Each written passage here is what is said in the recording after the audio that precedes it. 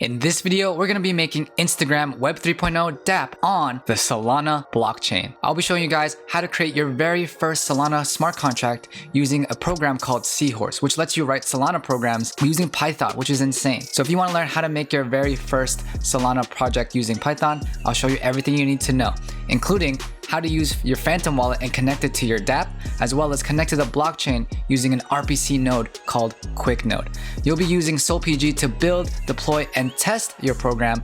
And without further ado, let's just get started. Okay, so before I show you guys how to download all the starter files, let's do a quick demo of the app. As you can see, this is Instagram, and the difference is we can connect our Phantom wallet. So go ahead and connect your Phantom wallet if you already know how to do so, right? But I'll show you guys down the line on how to do it. The next thing about this is that we can upload images with captions. So what we have to do is get an image. So I have this one. It says a man and a woman standing in a room, but this doesn't seem like a woman, but I don't want to assume. So let's go ahead and copy image address and go hit this plus icon and you can create a post. So it looks like they're working or something. So let's put the grind, right, as you can see, and paste that image URL. It takes any image URL that you approve with Next.js. So let's hit create. It's only gonna cost less than 1 Sol. So let's hit approve and then boom, created post. And it's gonna take a second, but it should pop up somewhere. And if we take a look, there it is. See, 79 likes and the grind, right? These likes are random. It's not gonna generate until we actually put a real like, right? It's just for show. But if I press that heart icon, you can see it's gonna take us some Sol to do this action. And boom, we have 1 like, right? We can also unlike this with this heart icon and we receive Sol back, right? Boom. And of course, there's also an edit post. So I can just say nice, right? No changes impacting the owner. Updated post successfully, and you should be able to see this post with nice now, right? And from there, of course, you can delete the post. So all the functionality of Instagram, the basic functionality is there. So there, post deleted successfully, and that's it. That's the demo. So now let's show you how to get started. All right, so how do you start downloading the files? To make it easier, guys, we have our new CLI tool that gets all the starter files that you need to get started. So what I'm gonna do is go ahead and open up your terminal any way you want and just double check that you're in the folder that you wanna put these projects on. All right, so from there, all you have to write is npx clever programmer at latest, and you should get the latest version of our CLI tool. Once you hit enter, just put in your email address. All right, I'm gonna put lancetoledo@gmail.com, your name, Lance, and then you'll see all of the projects we have available to you. So there's a lot of projects nowadays, and you want to make sure you click Solana Instagram because that's what we're doing, right? Cool. So it's going to take a couple minutes to get all the files you need, but once it's done, it should be good to go. All right, so now that you finished initializing your repo, let's go ahead and get signed up for QuickNode. So let's go ahead and go here. All right, so go ahead and click that link in the description for QuickNode if the CLI tool didn't bring you here. Boom. So once you're here, go ahead and create your account because you can set up your endpoint for free with QuickNode. If you don't know what an endpoint is, it lets you have a direct connection from your app to the blockchain, right? If you remember the picture, there's a block. This will give us an endpoint to connect to it. So go ahead, create a free account and get started. I already have an account, so we're gonna use this one. So once you've confirmed your email, made an account, you'll see something that says create endpoint. And what I could do is, let's go ahead and archive this. I understand. Just copy that, paste it, boom. Okay, I understand the consequences. Archive endpoint. Boom. So you should see something like this. Once you confirm the email, you should see something like this. Go ahead and create an endpoint and click on your network. As you can see, QuickNode supports multiple different chains, Ethereum, Bitcoin. We're going to be using Solana, of course. Let's click that. And this is another key thing, right? The main net is where we use real money, real Solana, right? There's the test net, but what we're going to be using is the dev net. So let's go ahead and click dev net, continue. And there's a bunch of extra tools for NFT fetching and cross minting, but we're not doing anything with that. So let's just create an endpoint. Awesome. So that's it, guys. You successfully created an endpoint. All you have to do is hit copy right here. Click copy, and let's go back to our app. And if you go to utils, constant.js, go ahead and put RPC endpoint and paste what you copied in quotes. If you do that, right, we're good to go with QuickNode. Next step, if you haven't already, let's sign up for our Phantom wallet. If you guys didn't know, this is Phantom wallet, and this is where you're gonna hold your Solana, any NFTs you have with Solana, right? So go ahead and create a wallet if you don't already. I'm just gonna put in my password and show you. All right, this is what it should look like. And you can see I have 4.9 SOL. How can you get it? All you have to do is go to your browser and type in Solana, Phantom extension. Boom. And if you go here, you'll see Chrome, and just click add to Chrome. And once you get add to Chrome, it should add it right here. Click on the cute little ghost, and it should ask you to create a wallet, and remember your mnemonic, and don't share that with anybody else. I have a test wallet, so I don't really care, but there you go. All right, so now that we signed up for everything, we have everything we need, let's go ahead and start our app. Let's do a yarn dev. And then from here, we could go to localhost. Bam. Okay, cool. All right. So as you can see, you saw what it looks like in the demo, but this is what we're starting with, right? Nothing actually works. If I press this like button, right, you get an error. If I press this X button, nothing happens, right? You just see a nice console log that says deleting post, right? Even though there's no post, right? Connect wallet here, right? We signed up for Phantom, but we don't have that yet, right? This model to create a post. Hey,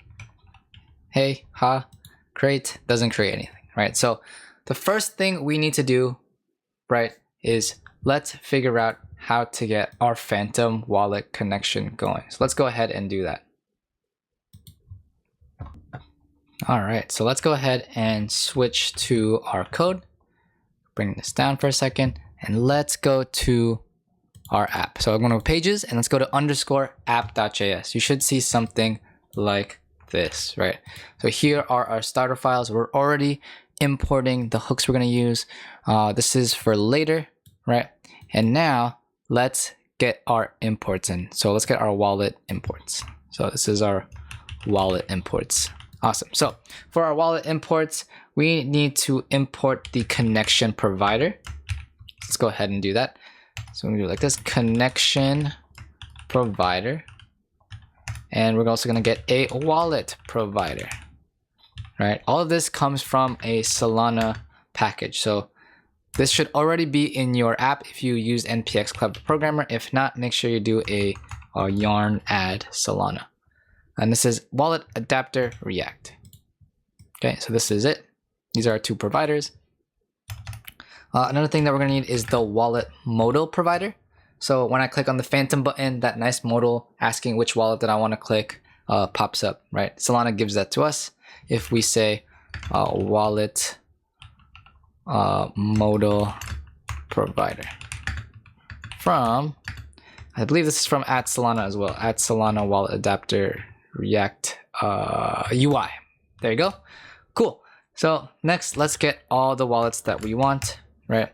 So we just want Phantom wallet adapter because that's what we signed up for.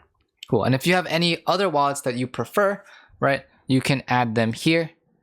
But other than that, this is what we want to use. So cool. There's something weird going on. Oh, right. This has to be from something. This has to be from @Solana wallet adapter wallets, right? This is me pulling from that library. Cool. So we lost all the errors. Is there anything else we need at the moment? Yes, there's one more thing. Solana also gives us the styling, which is pretty nice of them. So if you do import, what was it called again? I think it was @Solana. It's not one of these. It's like React UI / styles.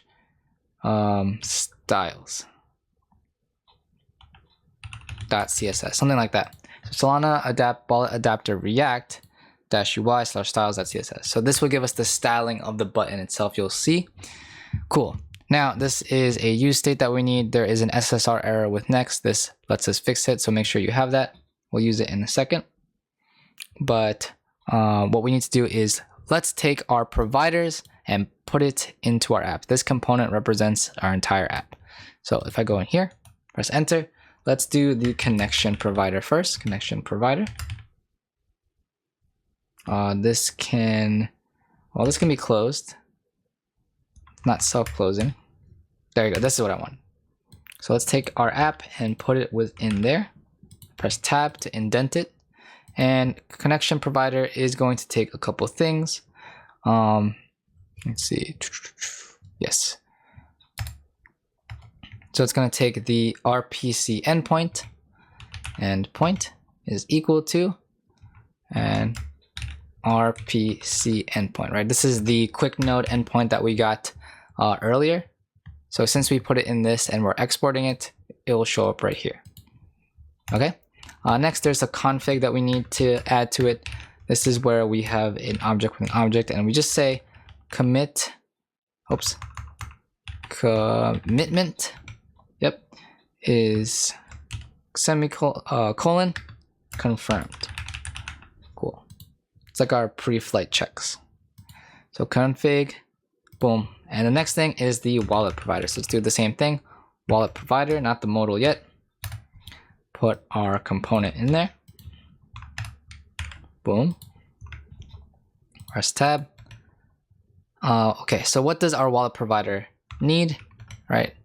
We need to provide our provider with wallets, duh. So let's go ahead and do that. So let's just say wallets is, yep, equal to wallets. Right, so this, let me ask you guys a question.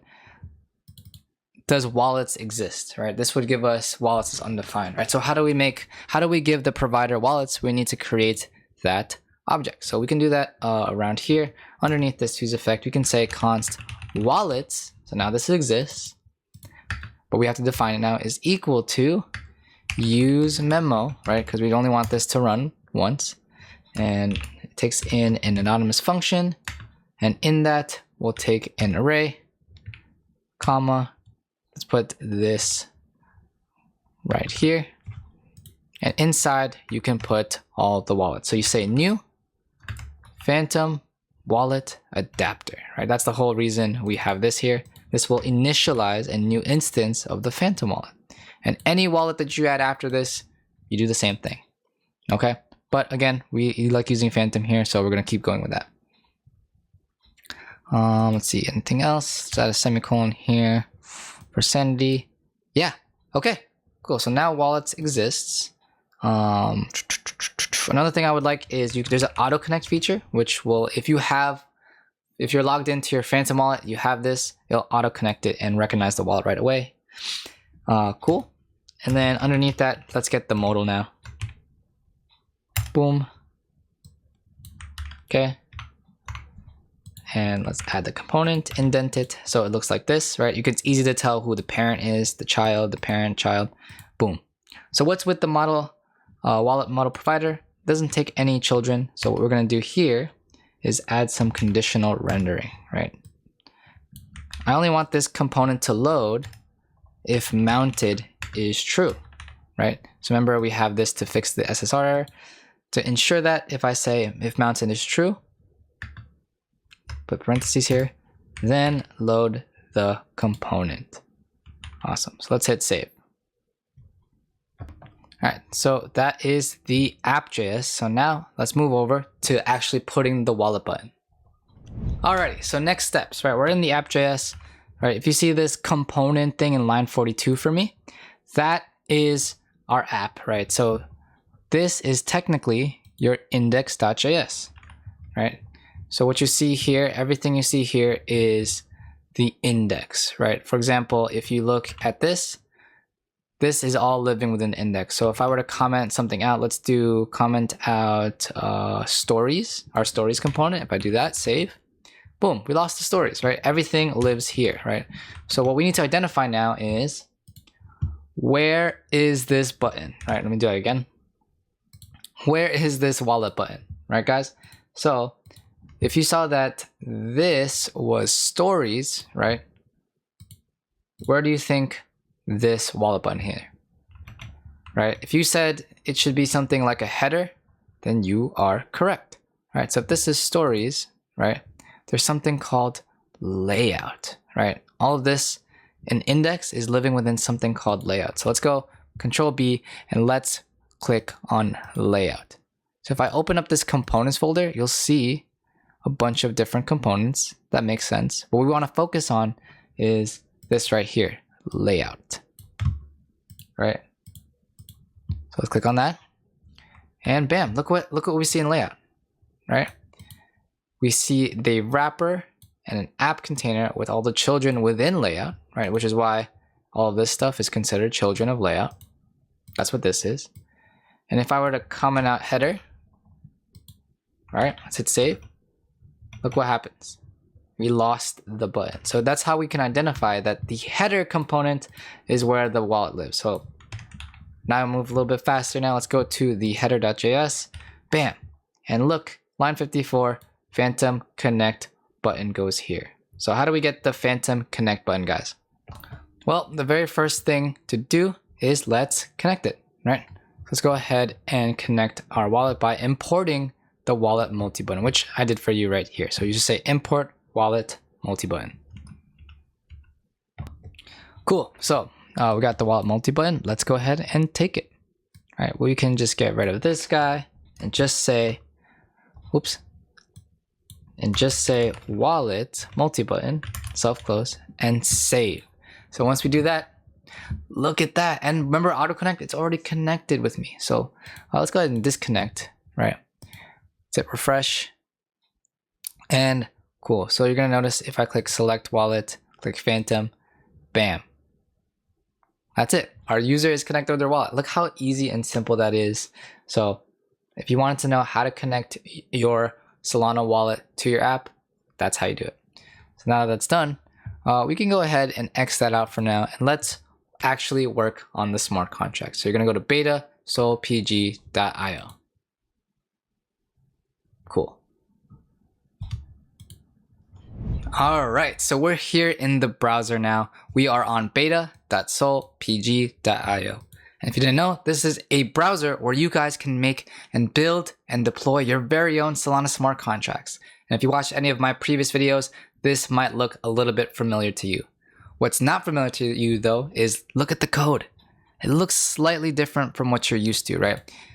If you didn't know, Anchor is built on Rust. Rust is another low-level programming language, which is often hard for people to get started. So that's why Seahorse came about. So if I click create here, you're going to see 3 frameworks, which is native Rust, which is Anchor, a framework of Rust. And then we got Seahorse right here, Python, right? So for my Python lovers or for my beginners, this might be an easy way for you to get started making Solana smart contracts, right? Python is a lot easier to read than Rust. It's more beginner friendly. And one thing to note, it's also still in early development stages. So there are some limitations, right? You're going to see this later on with strings. Okay. So, enough of my exposition. If you already know this, feel free to skip a little bit ahead, but I'm going to get started talking about how this works so far. If you've never seen this before.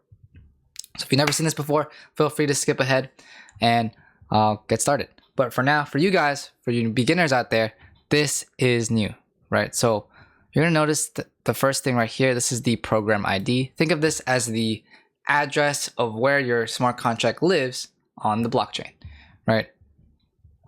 I can even draw it for you right here. So let's say this little square, do you guys see that? This red square, this is the blockchain, right? And you can put stuff in the blockchain, right? So let's draw another rectangle. So let's say I make a smart contract, which is this rectangle, right? This triangle right here, right, can live on the blockchain. It can go right here. So let's illustrate that, right? So you want to bring that triangle and it can live right here when you deploy it, like so. Right, you're gonna see something called deploy. Well, it says upgrade, but after you deploy, it'll live on the blockchain and then we can call upon it, right? So that's the basics of that. The very next thing that you're gonna draw your eyes to is something called accounts. What the hell is accounts, Lance? So let me get a bigger picture for you guys. And again, if you already know everything about this, you should be fine. So let's go and talk about accounts. So like I said before, rectangle is the blockchain. You can also have a smart contract, right? And this can live on the blockchain as well, right? But then there's something called accounts, right?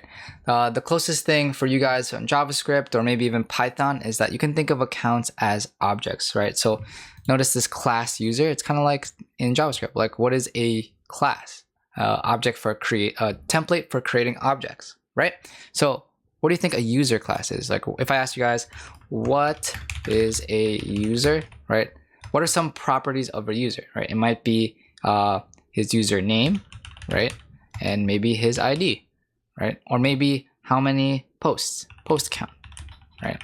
We could use any one of these, right? So let's see what we used to make that user object, right? It only has an owner and the last post ID, okay? So this one doesn't have a username, right? So no username. It has a owner, right? Which is essentially its ID, right? Owner. And what else? Last post ID. Is that correct? Yes. Okay.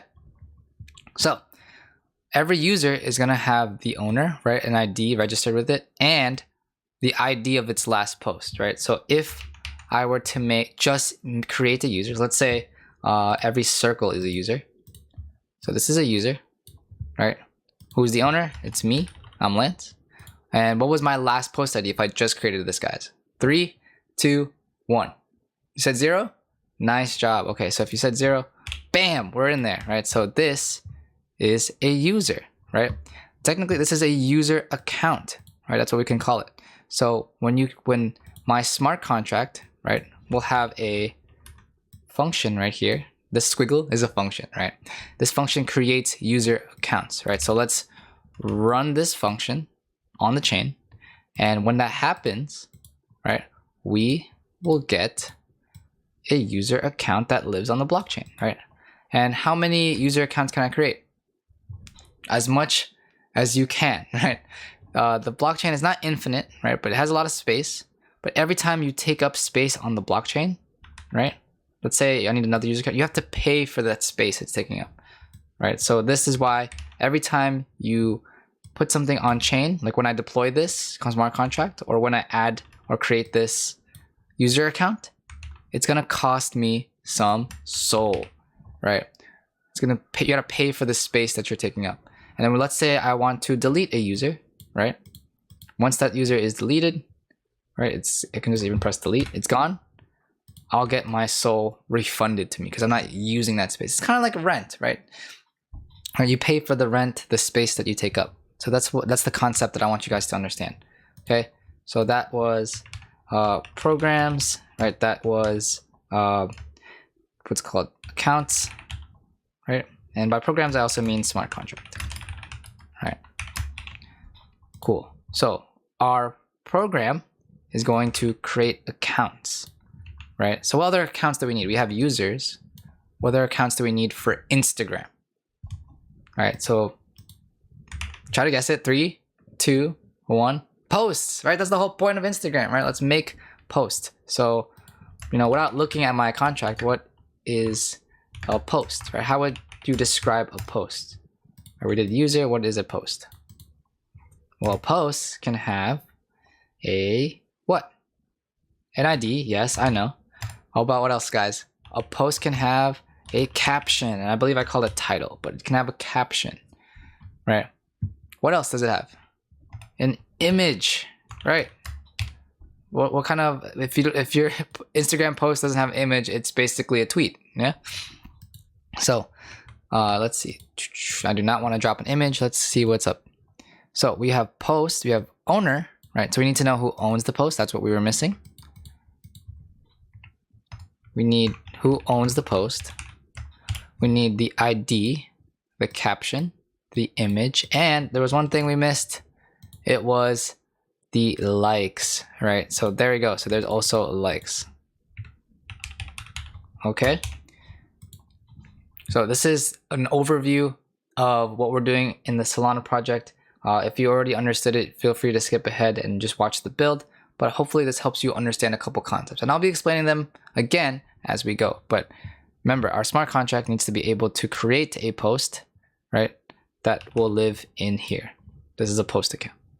Cool.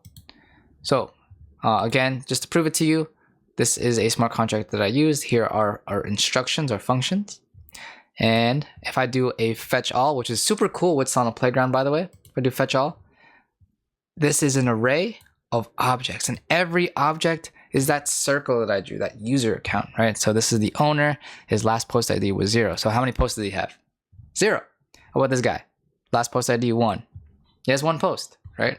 So that's users. And then if I look at posts, fetch all, you can see all the posts. So I have 1, 2, 3 posts, right? You can see the title is the caption, the image stores a link. And then the cool part is in our VS Code, in our project, we just have to fetch these two, right? So think of it like a database, right?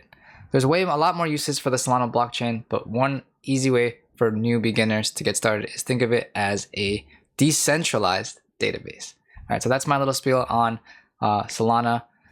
And this time we're going to be writing it in Python. So let's get started. All right, so let's get started with building this smart contract from scratch. So if you never used Solana Playground before, go ahead and come to this tab right here. You're going to click this plus icon because you're going to make your own project. So let's give this project a new name. Let's call it IG-Seahorse, right? And then you're going to click Seahorse with Python in parentheses, of course. So click that, hit create, and bam, right? Solana Playground gives you a brand new project to get started. And before we move on, notice that it says FizzBuzz, right? This is how to make an on-chain persistent FizzBuzz, but what we're going to do is we're going to build on top of it, right? So let's take a look at this first. You can see that this is how they're importing seahorse.prelude import star, which basically just means import everything from seahorse.prelude. All right, from there, we're going to move over to line 10. If you see this, declare ID, this is your program's public key. You can think of it as the address or the ID of your whole program. And with Solana, smart contract also means program. So you with me? Cool. And then we have to define our accounts. So here it's defining what FizzBuzz is, right? But what do we want to create? We want to create, and I'll make this in comments, we want user account. Oh wait, I think it's actually hashtags now, right? We want user accounts, user account. We want a post account. And what else do we need for Instagram, guys? We need a likes account, right? Likes account, or just like, right?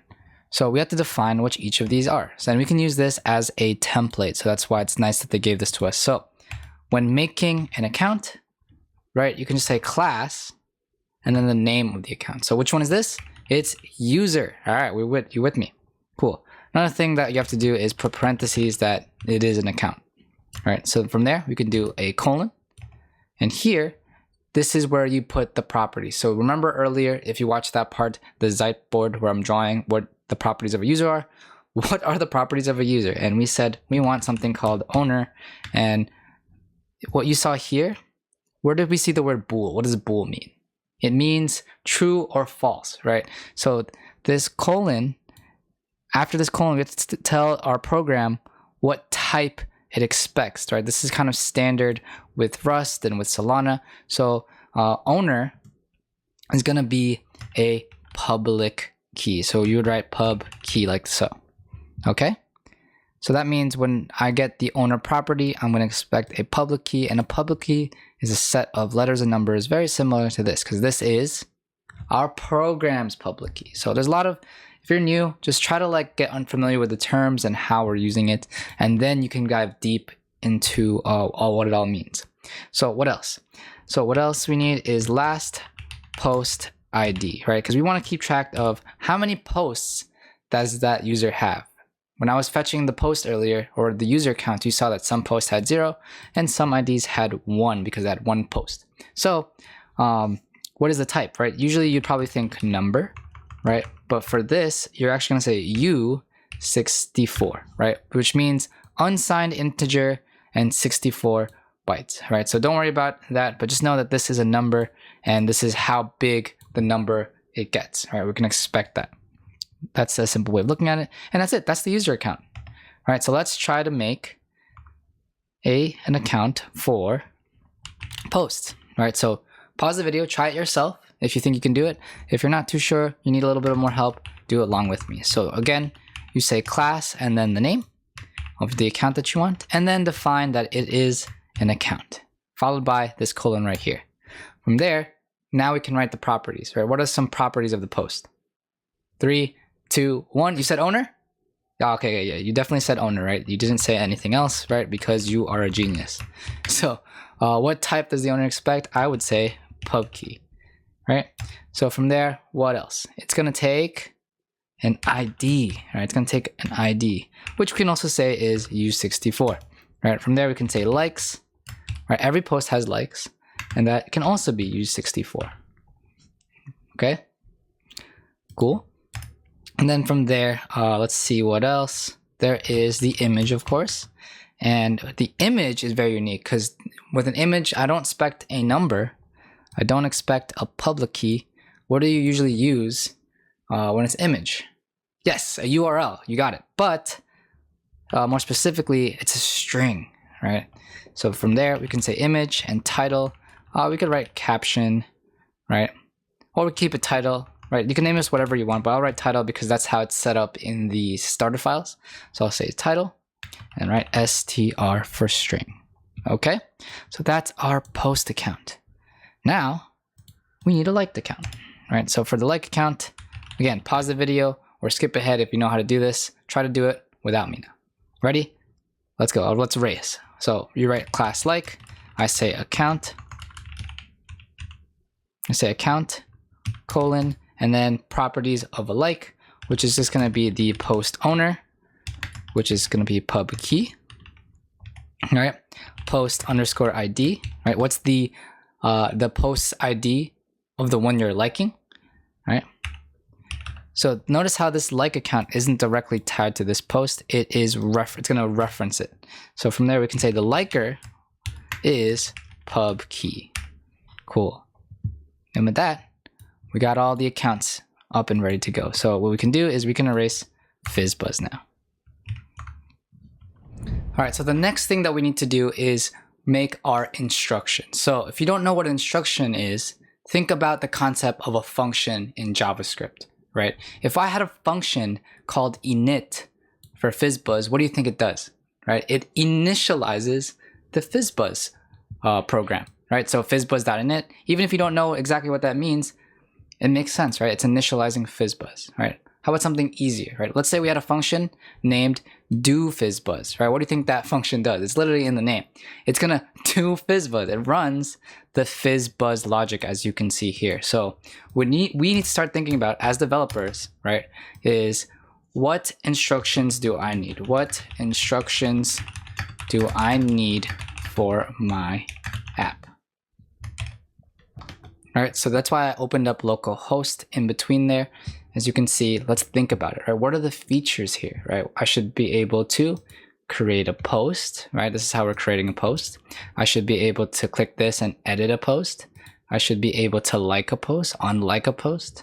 I should be able to click this and delete a post. And there's a bunch of different features. And notice how all of those functionality lives on this Solana program instead of our front end, like you usually do when you're making a full stack app, right? This is so that we can practice getting used to the Solana system, because the way we're using it, it's like a CRUD app. This is a decentralized database, right? But there's more than just that you could do with Solana. So let's go ahead and think about what instructions we need. There's one thing I know is that we need to create a user, right? A user similar to the owner in this case, right? We need to define who the owner is and store that information.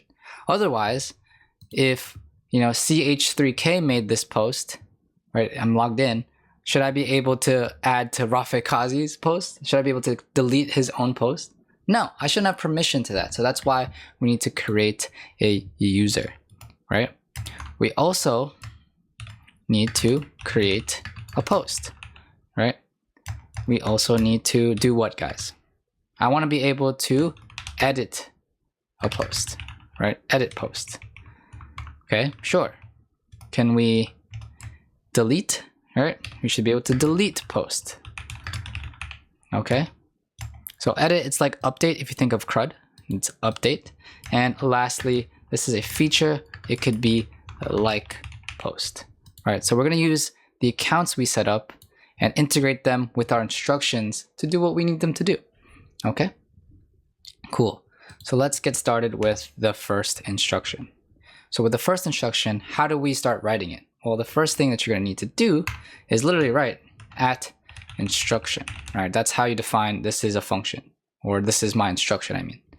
Cool. Underneath, then we can say def the function name. All right, so what's the function's name in this case? We want to create a user, right? So just like any function, we have to put parentheses here. The difference is instead of doing something like this, right, like in JavaScript, we will end it off with a colon, like so. Okay. One thing to note is that a wallet can only initialize one account, right? So this wallet CH3K can't make 10 accounts, right? One wallet, one account. Okay. So after this colon, we can now write the logic of the function, right? So one of the first things that you want to do is write the logic. So here we can say user underscore account, right? So this is just, think of this like a variable that I'm making, right? This doesn't exist anywhere else, as you can see, right? Cool. And before we even do that, let's make our parameters, right? What component parameters will this take in? It's going to take in a user, colon, and then we're going to give it a empty user property, right? And the owner is just going to be the signer. Okay, so notice how we're still defining the type. This is type empty, and it's taking in user, and user is this guy, right? We're taking an empty user account, right? And we're going to take the owner's signature and fill that in. So how can we do that? Well, if this is a variable and this is a variable, how can we use that? So user account is equal to user dot init, right? I don't expect you to know that, but this is an initialize function. You saw it here with fizzbuzz.init. And what we want to initialize is the payer, who is the owner. And where are we getting owner from? Here. So we need to define, okay, so if we want to initialize account, right? We want to take up space on the blockchain. We need to pay, like I mentioned before. And we have to say who's paying. Well, whoever owns the wallet will pay for it. That's what I'm saying here. That's what they're also doing here, right? The next thing that you're going to notice is we need to define what the seeds are, right? The seeds helps us get that user address. So let's just quickly go back to the diagram. And you know, seeds are a lot more complicated, especially and intimidating, especially if we're just starting out. But let's go back to our blockchain example. So this square is our blockchain. This red rectangle is our smart contract, right? And this blue circle is our user account, right? Cool. Does that make sense to everybody? So let's say I want to create a new user account, right? Using a function on my smart contract. So what we're going to do is let's say this is the front end. My front end is going to call the blockchain with the endpoint, RPC endpoint, and it's going to get the program and it's going to run this function right here. Right? And that function is going to create a user account. And that user account is also going to have its own unique public key, right? Which is just a set of numbers and letters, kind of like this CH3K, right? So let's say CH3K is the public, or just CADFS, whatever, CAFS, right? This is the public key. To get the public key, its address, we need to get seeds, right? We need to tell what the seeds are, because no matter what you put as the seeds, it will always equate to an address. So let's say my seeds are Lance and 1, right? Those two, this is seed 1, seed 2. It will always generate this public key, right? Cool. If this does not make sense to you, it's similar to if you guys ever used DiceBear before, right? This is similar, not the same thing, right? This will generate a profile picture based on what you type here. So if I say Lance, this is the avatar that I get. I get Lance, right? If I said Lance is the first part of the seed, then I said Lance 1, 2, 3. Oh, Lance 1, 2, 3. This is the avatar jets. And notice how it's not random. I can type Lance 1, 2, 3. I'll still get that. Or I can do 1, 2, 4, 1, 2, 5, 1, 2, 6, 1, 2, 7, right? There's always a predetermined public key based on the seeds. That's the concept. So the seeds are going to be variables, right? It's always going to be a string user, right? And whatever the owner is, which is going to be a public key. So we can write owner. Okay, so this is the equivalent of saying user, right? It's the equivalent of saying user and ch3k, right? That's the public key of the new user that we create, right? This seed will generate a new public key for the user account. Does that make sense? Cool. And from there, we can now access these properties and fill them in, right? Because we're just defining them here. We can define who the owner is and define what the last post ID is. So if I do user account, right? This is variable, it's initialized with this. User account dot owner, you can say it's equal to owner dot key, right? Which will take this and put it in a format that it'll understand into a public key. This part should be pretty easy for you guys, right? You can also say something like this: print, right, owner dot key, and say created user account, comma, user account dot key. Boom. Okay. And guess what? That's it. What do you think this line is doing? It's like console log, but for Python, it's just going to print out the owner public key, a little nice message that we created a user account, and then the user account's key, right? Which should be the same as the owner. Okay, because we defined it right here. Cool. And that's it for create user. All right, so what we want to do next is erase anything we don't need, because you guys know the basics now. So let's get rid of the instructions as well, right? And what we could do is also hit build. And when we hit build, you'll see any errors come up. I'm sure there is some. Oh, okay, cool. There's the first one, pub key not found. That's because in line 29, I put a capital K. It's not camel case in this case, but it's just gonna be pub key. So go ahead and hit build again. It should be build successful. Cool. And another thing is this wallet that you connected with, right? This is the playground wallet that comes with. And this tells you how much SOL you have. So you need to deploy the smart contract onto the blockchain. So basically, this is the blockchain again, right? So let's write blockchain, right? And we want to deploy our smart contract, our program, right, to the blockchain. So when we do this, it's going to take some SOL. So that's what we want to do, deploy that program onto here, right? We can do that from Solana Playground, which is sick. So to do that, you might need some SOL, guys. To get it, you can say airdrop or Solana airdrop 2 in the command line, hit enter, and requesting airdrop. Boom. So now I went from 4 to 6, right? So make sure you do that if you need some Solana. But since this is not a lot just yet, we can go ahead and click deploy. So I'm clicking deploy. So it'll take a couple seconds or minutes depending on the size of your program, but this shouldn't take me much longer. All right, so the deployment is successful, and the only thing we need to do now, which is cool, if you go to this test tube thing, Solana PG lets you test all the functions you made. So this is the one we just made, create a user, and it's gonna create user accounts. We can fetch any of them. And you see there's no users, but let's make a user. So this will help you understand how Solana works. So pay close attention to this one. All right, so for the users, right? For the owner is probably the easiest place to start. We know to create a user account, we need to put in who the payer is, which is gonna be the owner, and the seeds, right? So the owner is this part right here. So who should be the owner? Me, right? Who's ever signing the transaction, and we know that me is this address right here. So copy that address and put it here for owner. For user, this is going to generate the public key for your user account. Like, where are we going to put this user, right? So where are we going to put it?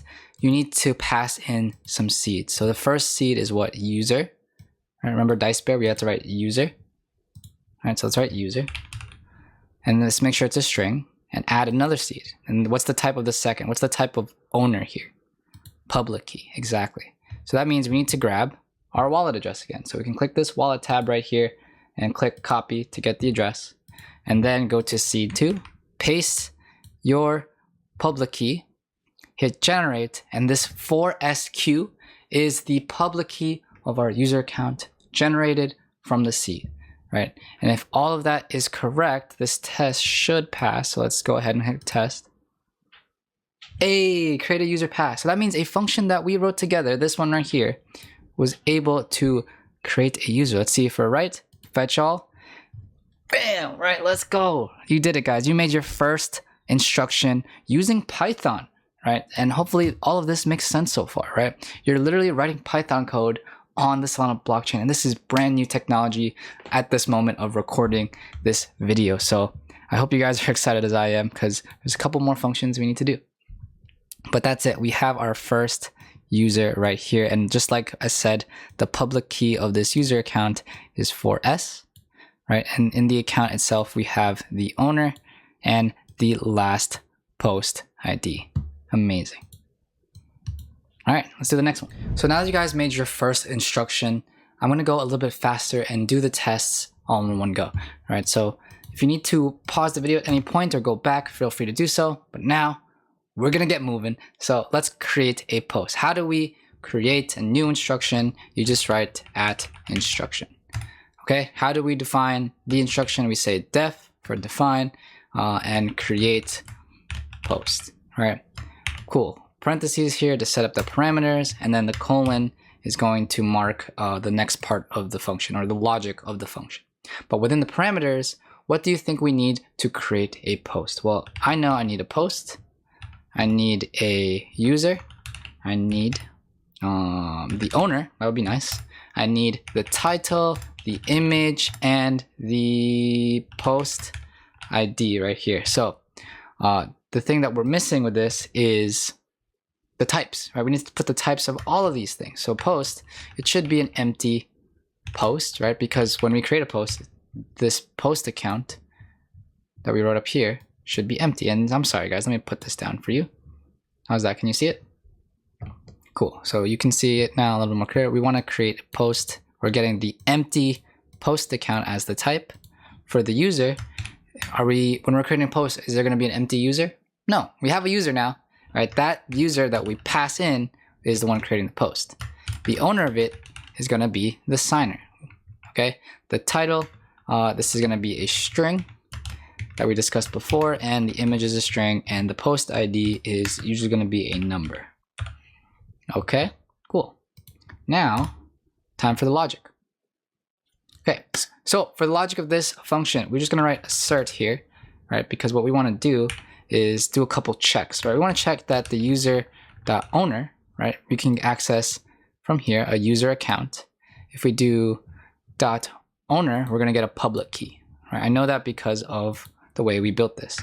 If it's equal to the owner dot key, right? If it doesn't, if this isn't true, then it's probably the wrong owner, right? Cool. Another thing you want to check is if the post, assert, if post underscore ID is equal to the user dot last underscore post underscore ID plus 1, comma, if it doesn't equal the next post that it should, right? If it's still post 0 and not updating to 1, then this is probably the incorrect post ID that we're passing. Yeah? Cool. So after those checks, let's get started, right? So we have a bunch of variables or parameters to play with. Let's go ahead and make this post account not empty. So how do we make it not empty? I say a variable right here, post account, and we can say post, right? How do we initialize the user account, guys? We said user.init. We can say post.init as well. And we need to define who's paying for this space. The owner is, okay? What about the seeds though? Okay, so for the seeds, there's some limitations since Seahorse is still new. So what we're gonna do is get the string post, say the owner, right? Just like before. And we're also gonna need the post ID, right? Whatever the post ID, because if the post ID is 0, it'll generate something else. So this is like us writing post, 1, 2, 3 is our public key, and then I'm gonna give the post ID, which is 0. Right? If the post ID is 1, it's a completely different number here. Do you see this? 4, 5, 6, right? So this is why our seeds are gonna generate a unique public key. Right? So we'll put post ID. And the limitation is it'd be nice to use user.key, but at the moment we're unable to do that. So we can't use that. So from here, we need space, right? So we also need to, it'd be nice to write how much space does this post account take up, right? So basically, if I'm gonna make a post, right, the Solana blockchain wants to know how much space will it take up. And by space, it means the size of the post, which is gonna factor in the properties, right? So if I go back to this, it's gonna take into account the space of the signer, the space of the title, the image, the post ID, right? And that's what all these numbers that we're gonna put in. So usually we put an 8 here. This is called the account discriminator, right? Don't need to worry about that too much, but just know that's gonna be the size of everything plus 8. So I'm just gonna put in the numbers and you can copy it as well. But we could do plus 32, plus 8, plus 4, plus 128, plus 4, plus 256. Awesome. So the total should add up to 440, and that's how much space this all takes up. If you're curious how much space each of these things, there's some documentation on Anchor that will tell you, and that's where you can get these numbers. Cool. So this is how much space it can take up to, this post account. And from here, we can write the properties. So one thing that we're gonna need is the user. We need to update the user account from 0 to 1. So we have access, keyword access to user from this parameter. So we can say user.last post underscore ID plus equals 1. This is just basic programming right here. Cool. Next thing, Lance, we got the post stuff. So let's fill in those properties of the post. So the owner is going to be what? Owner.key. So you're getting a nice format. It's also going to have post account dot title is equal to what, guys? The title that we pass in, title. And remember, title is also caption. I'm just using title because that's how we're pulling it on the starter code. So from there, we also need the image URL, right? Which we can use image. And we can also do post account.id is equal to the user.last post underscore ID. So notice how this will be different because it adds 1 to the previous. So this, if the last post ID was 0, now it's 1. Now that's the post account's ID. Make sense? Cool. And after that, we can do a nice print message, which is print f post ID. And we're going to do some templates here. So we say post ID, comma, title, colon, and then we can put post underscore account dot title. For the title, the image can be this post underscore account dot image. And then we could put the quote here. Okay, I think I got it. Yep. And with that, that's our instruction. So let's go ahead and build and see if I have any errors, if I type something wrong. So let's hit build. Yes, there is an error. Python parse error. So it's confused about this assert equals right here. So let's see. Oh, it's not 1 equals, it should be 2 equals. So you should see this color. Let's try that again, build. So now it's issued with the space. I'm guessing it's some sort of comma. Yep. So on line 61 for me, make sure you put a comma. Let's hit build again.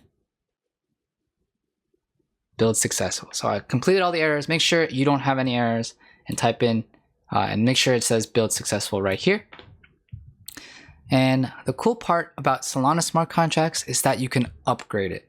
I don't know if it's changed with Solidity, but once you deploy a smart contract, you can't update it. You can only create, read, and you can't even delete, right?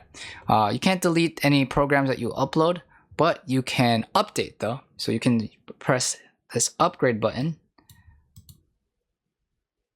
and it will redeploy it with the new instruction that we just created. So now, if this is successful, we should be able to create posts. So I'll check back in with you guys when it's done upgrading. All right, so the deployment is successful. Click on the test tube again and let's see if we can create a post. So I'm gonna go ahead and go to Unsplash. We're not gonna be able to see this post. Actually, no, we will. And let's just get a nice photo from here. So let's do this one.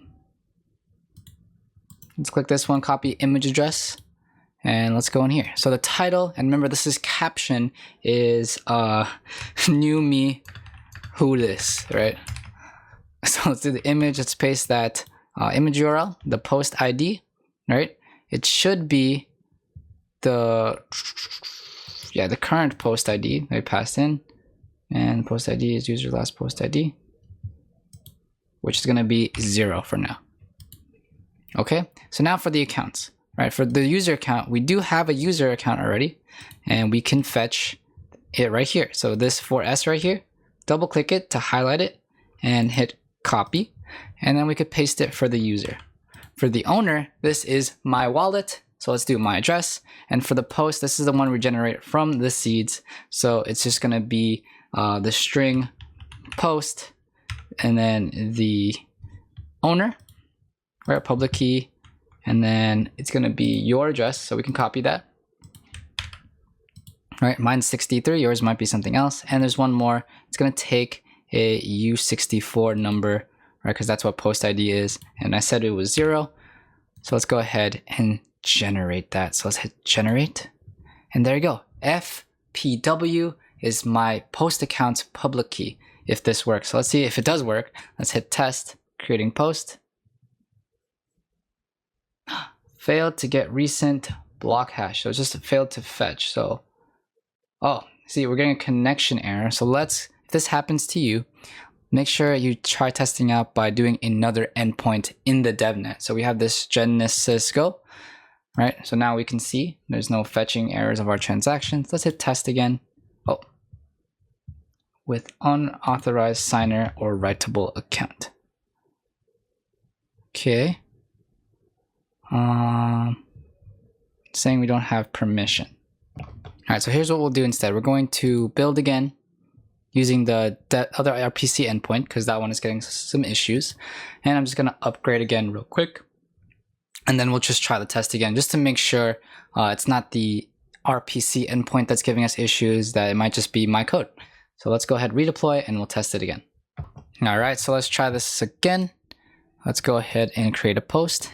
I said it was new me, who this, right? Image was this nice picture right here, pretty cool.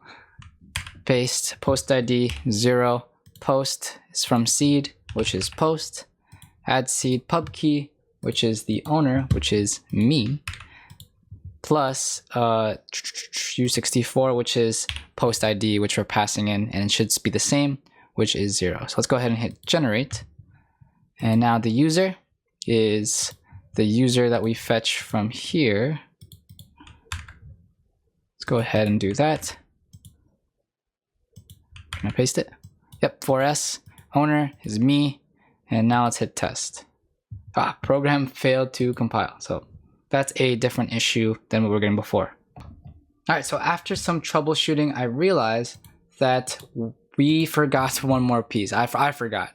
So we need to establish a post event, right? So there is accounts, there is posts, there is instructions, and there's also events, right? So let's go back to right here, and we can say something like events, right?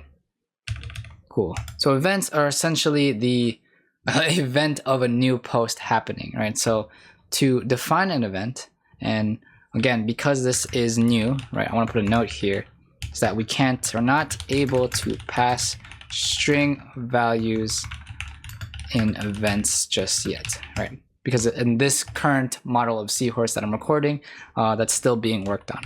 But for now, let's go ahead and say class new post event is an event, right? That's the type.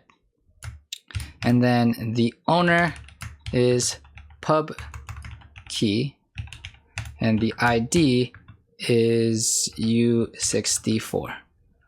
Okay, and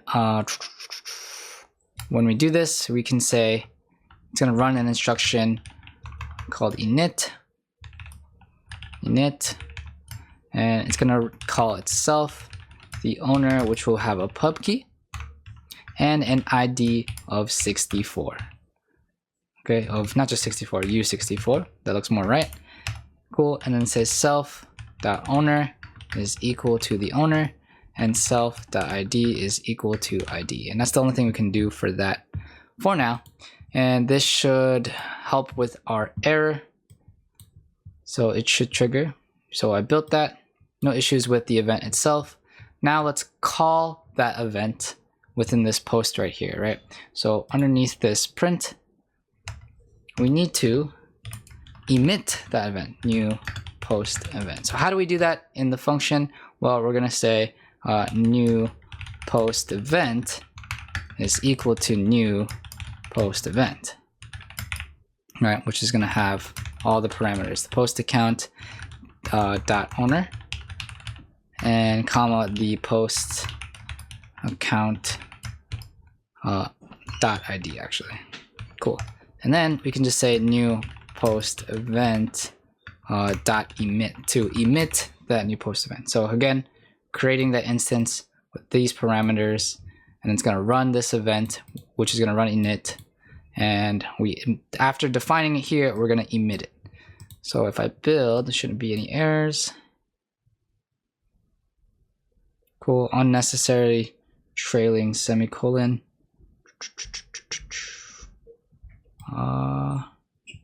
Okay, so that is a warning. So warning, if you see anything that's a warning, it's not going to break your code. It's just letting you know that it's kind of redundant. Okay, but you don't have to worry about it. So let's go ahead and upgrade now. And while it's upgrading, let's see if we can create a post. Okay, cool. So deployment successful. Just to be safe, we'll check this function and the other ones later with the front end, just so we can know exactly what's going on. But for now, if your code looks like this, create post, and something like this, and it emits the post event, you should be good to go, okay? So from there, let's work on edit post. All right, so this is edit post, or in better words, update, right? It's part of our CRUD, it's update post, and from here, we can say the instruction. So how do we make an instruction?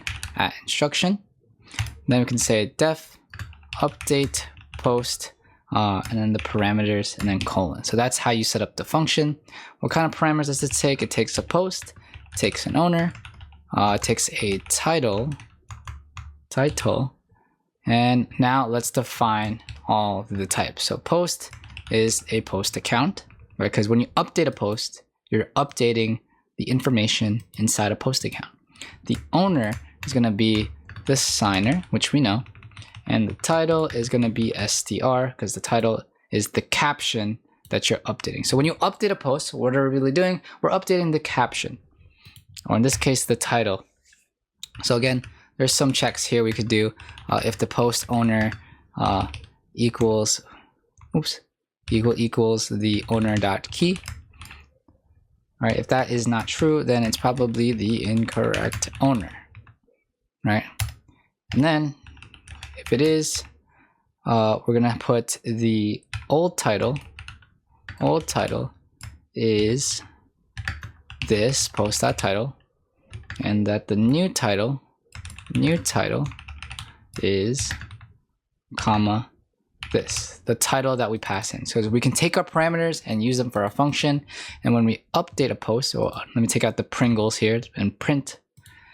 And we can change the old title of a post by grabbing this parameter and say post.title is equal to title. And again, just like before, we need to emit update post event. Okay, so how do we do that? Let's create a post event for updating. So once this is done, you can go back to here and say a new class, update post event, and say event, colon, and then say owner pub key. You can say ID and say u64. Yep. And we also need this init function again, which is underscore init underscore, and we need the self, the owner, which is a pub key, and the ID, which is a u64. So it's pretty much the same thing, and you're literally gonna write the same thing actually. Self.owner is equal to owner, and self.id is equal to ID. Right, so you could literally copy and paste the same thing for the init function, and you should be good to go.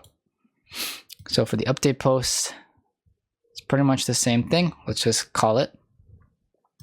So now we want to emit the update post. So to do that, we're just going to write under here. We're just going to write update post event is equal to update post event, and we put the post.owner and the post.id. And then now that we put that information in the variable, let's just emit it. So let's emit it by saying update post event dot emit. Bam. Okay, cool.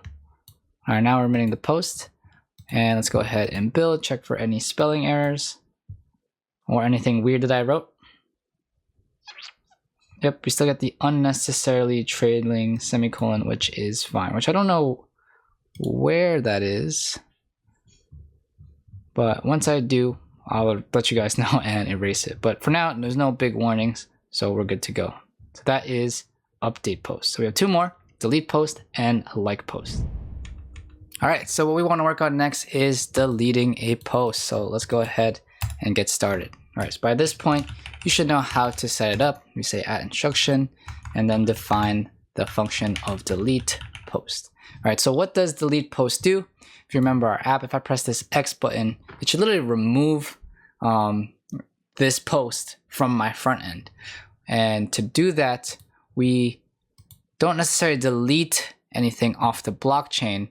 We are gonna do what's called closing. We're gonna do what's called a closing the account.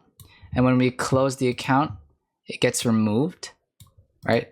That there's still a public key there, but it doesn't hold anything. It gets removed, and then we get refunded Solana, right? Sol refund, right? Because we're not taking up space anymore, so we're gonna refund the space it takes up. Okay, so that's the idea. So we're closing the account here. Anchor, if you run if you just write close in the function itself, it will close the account for you. It's a little bit different on Seahorse, so I'll show you what I mean. So delete the post, put parentheses, and then colon to write the logic next to it. So for delete post, what are the variables we need, or parameters? We need post, we need owner, and guess what? That is it. So post is type of post. And what's the type of owner, guys? 3, 2, 1, signer. I kind of wrote it for you, so you cheated. All right, from there, let's assert and do some checks. Assert that post owner is equal to owner.key again. All right, and it's equals, I keep forgetting, owner.key. And if it's not, we don't have the right owner. Okay, cool. So like I said, we need to close the post account. So let's write that. We need to close the post. Close the post account by transferring something we call LAMP ports. You're gonna hear that term. LAMP ports is a smaller unit of SOL, right? So think of it like there's dollars in USD, and the smaller unit of dollars will be cents, right? So basically 100 cents makes up $1, right? Cool. So from here, we're gonna use LAMP ports because that's what you do with this. So we can say post.transfer LAMP ports, right? Because the post account itself is holding the LAMP ports that you're taking up space in, right? So that's your rent. You can think of it as for that space. And we're gonna transfer the LAMP ports that post is holding to the owner. And we can really write rent exempt, I believe. No, I think the spelling is exempt underscore LAMP ports and then 440. That's how much the exemption should be. So post.transfer underscore LAMP ports owner rent exempt LAMP ports. So make sure the spelling is all correct.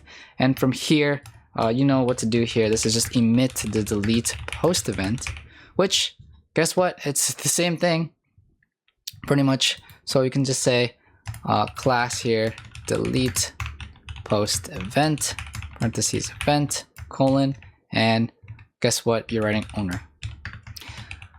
So owner is pub key, ID is U64, and we need the init function here. So we can say def init. So what I'll do, since it's exactly the same, I'm pretty sure it's not any different, we can just paste it. Okay, I think that's it. So yeah, that's the delete post event listener. And now we need to emit it. So to emit it, we need to,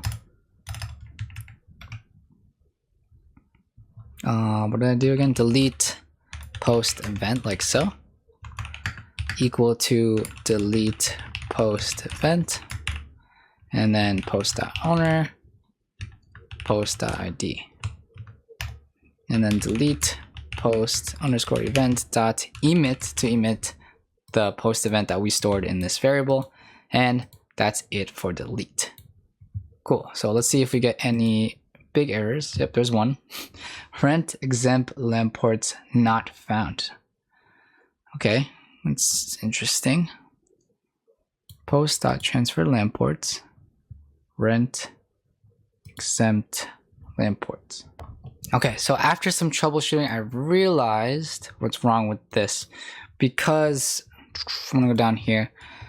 We have to manually calculate rent from the account size because we can't access LAMP ports of an account from Seahorse. So again, Seahorse is still brand new, but there's a workaround, right? And I forgot that I did this. So rent exempt LAMP ports. You have to define what this is. So LAMP ports, cool. Like I said, in the current version of Anchor, there's ways that they can do this for you, but we have to manually calculate this because Seahorse is still new. So write something like this. Def exempt LAMP ports is a U64. And then the calculation is actually 897,840 plus 6,960 times size minus 1. So this is how you manually calculate your LAN ports. And that's why we can pass in 440, right? That's how much space it takes, and then calculate right here. So let's hit build. And we shouldn't see the unknown error. Build successful. Let's go. We deleted a post, right? So cool. So onto like post, and while I'm at it with like post, it's very similar, but we're gonna unlike post, which is essentially just closing the like post account. All right, so moving on to like post, right? We're gonna do the usual setup of instruction, right? Def like underscore post, and then let's put the parameters, which is gonna take in a like, a post, and a user, and the liker, or who is liking. All right, so the like, right? Since this is a new account, what do? Empty like account. All right, that's the type it expects. For a post, it's expecting a post, and that should exist by now because we can't like a post that doesn't exist. And for the user, should also exist. It should be a user account. And the liker is actually just the signer, because whoever's ever connected to our app, like right here, is going to be the signer, or in other words, the liker. Okay, and then the colon here, so you could write the logic. And let's just verify the user account again.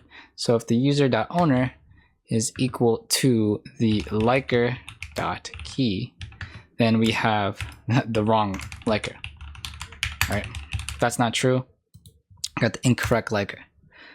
All right, so now that we verified the user, we need to initialize the like account. So remember how to initialize an account, right? We say equals like.init, and then we can do payer is equal to liker, and seeds is going to be like post.owner, post.id, and the liker. So we're gonna get a very unique seed because of all the seeds that we have to pass in for this. Okay, put comma here to end it off, and then trying to see something. Just gonna put a comma there. We don't need that, but we just want to make sure. Seeds, parentheses, and then let's initialize the rest of the property. So we can say like account dot post underscore owner is equal to post dot owner. So we're taking from that post account and grabbing the owner and setting it to the like account post owner. Yeah. So from there, let's do another one, which is the post's ID, which is just literally going to equal the same thing that we passed in, the post.id, and then the like account.liker is going to be the liker.key. All right, cool. And again, the liker is the signer. So again, we also have access to posts. When we like something, we need to do post.likes plus equals 1. So make sure you do that. Otherwise, when you like a post like this, it's just going to say 0. And don't mind the error. But if I like this, it should go up to 98. Right? Cool. So, and then nice message here. Let's print out post ID, comma, is post.id. And then we could say by owner, comma, post.owner. Then we could do now has, and then we can say the likes. So it has this many likes, comma, and then we could write 9. So it could be 0, 1, 0 likes, 1 likes, 2 likes, 3 likes, right? Just a little message. Cool. And then we need to emit, hashtag, emit the like / dislike post event. So notice how it's kind of, this post event's kind of be a 2-in-1.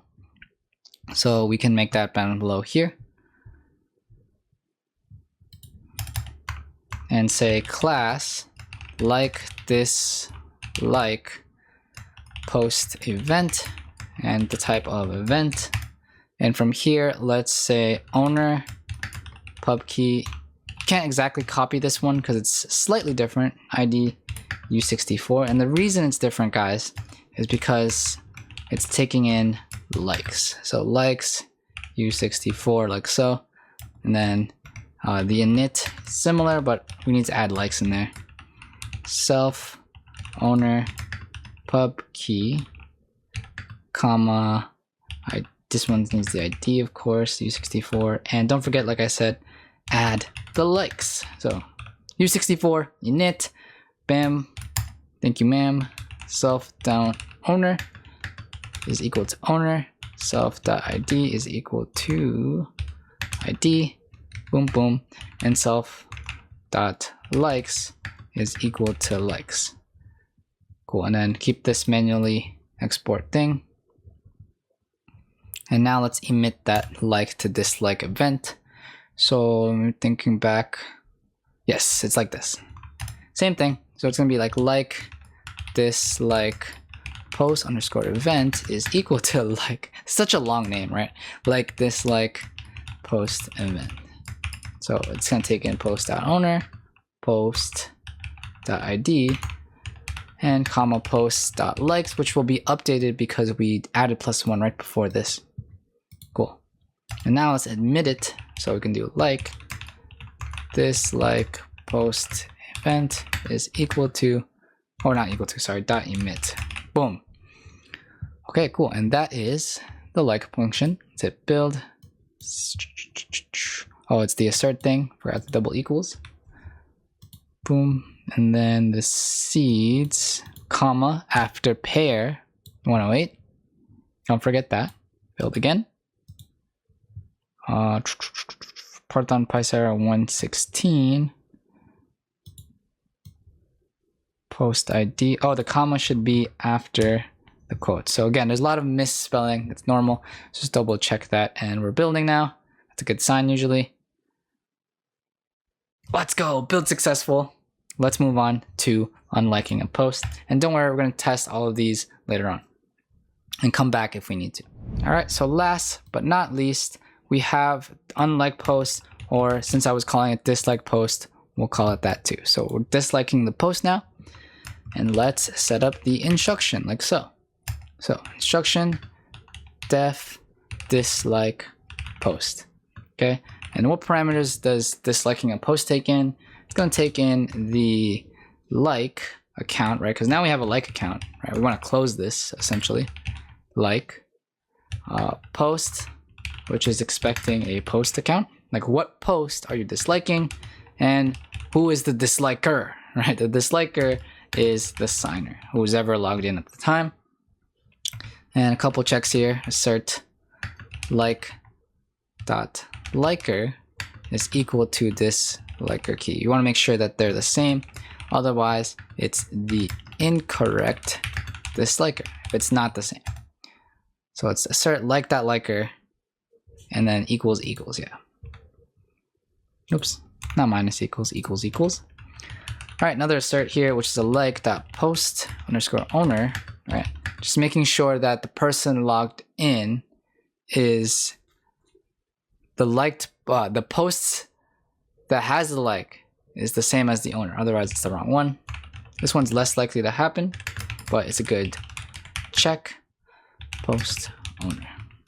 And there's one last one, which is just in case the post ID is wrong, right? Because there could be posts with the same ID if we did this wrong. So incorrect post ID. Okay, cool.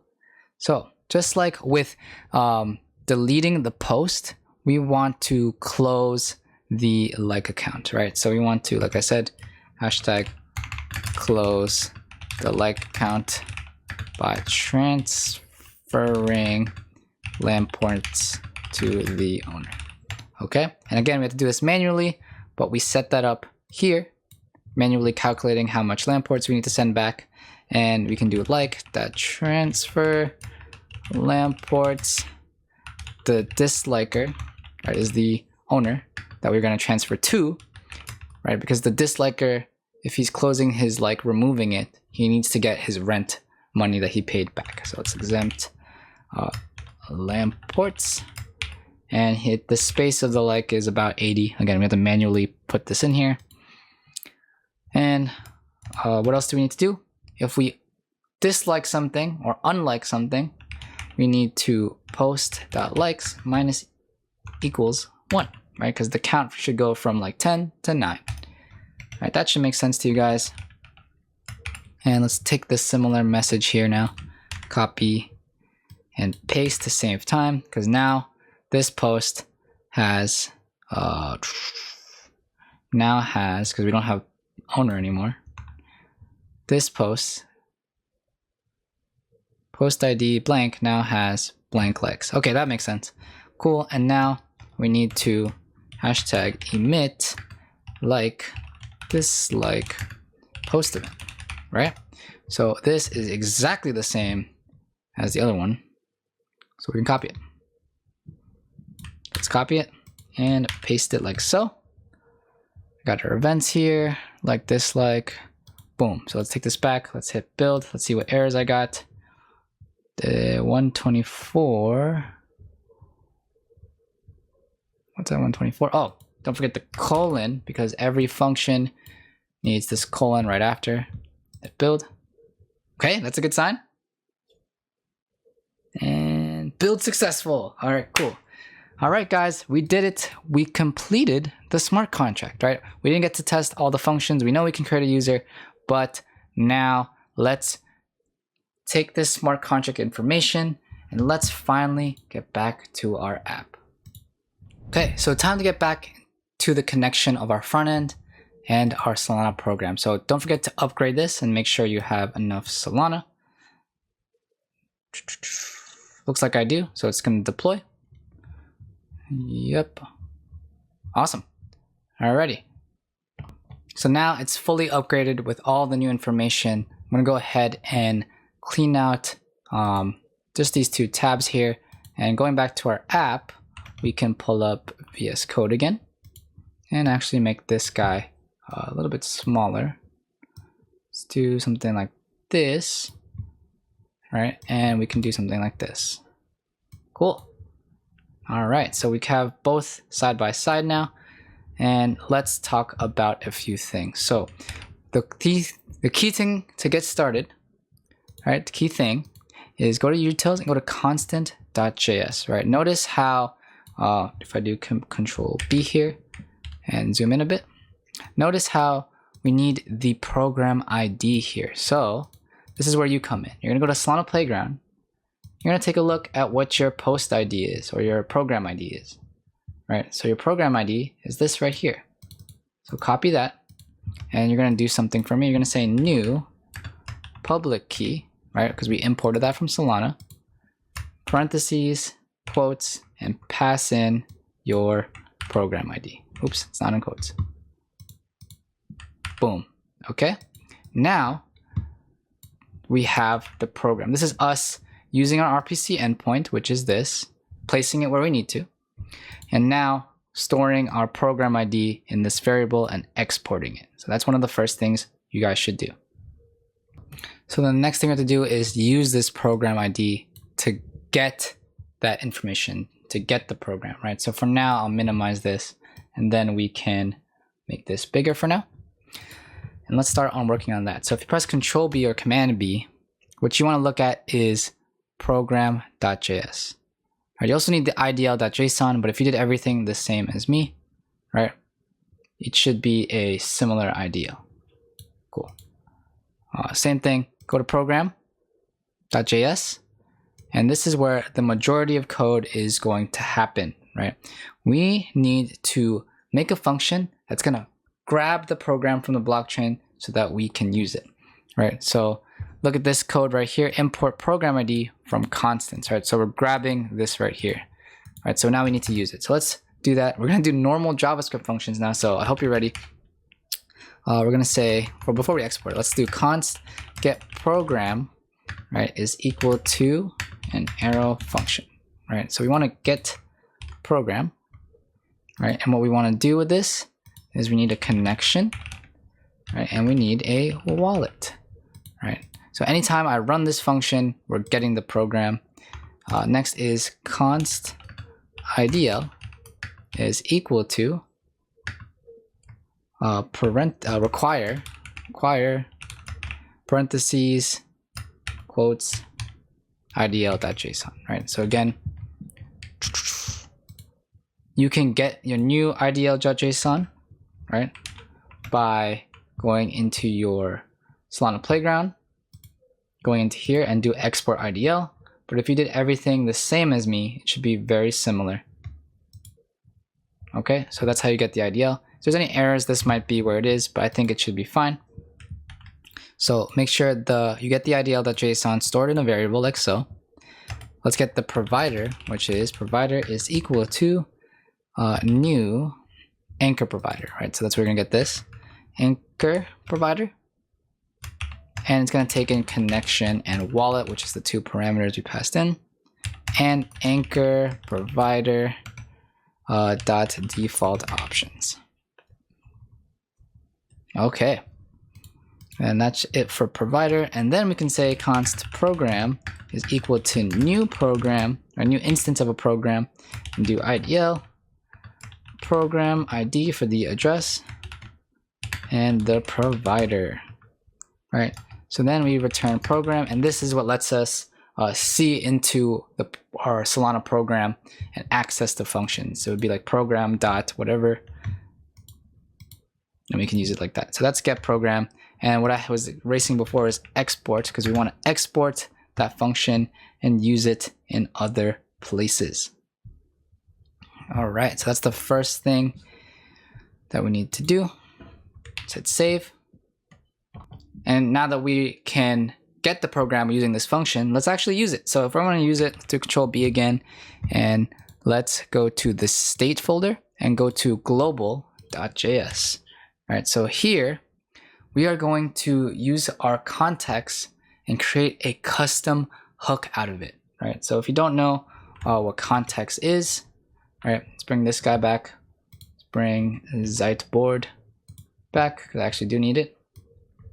All right, when you have a normal app, right, this is gonna look something like this, right?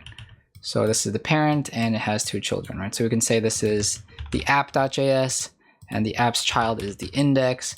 And then we have a header and we have like the stories part, right? So usually if I have posts, right, post data in here, in order to get this data to header, I have to pass it down as a prop, right? And that's totally fine to do. But if we have a lot of different components, for example, right, I would have to, and I want posts all the way here, I would have to pass in posts like so. I have to, like, this is called prop drilling, and that can lead to issues later down the line. So an alternative is using something called context, right? You can look at it like a store. So let's say my program is here, right? I'm getting the program into my state here. And then I can just pull it from whenever I want. I don't have to pass it down all the way. So let's say there's a component here I need to use program. I can just call it directly there. And it's really nice. So context is nice. Okay, cool. So let's bring this guy back and we can minimize him again. And let's set it up. So to set it up, a context, you can say import create context.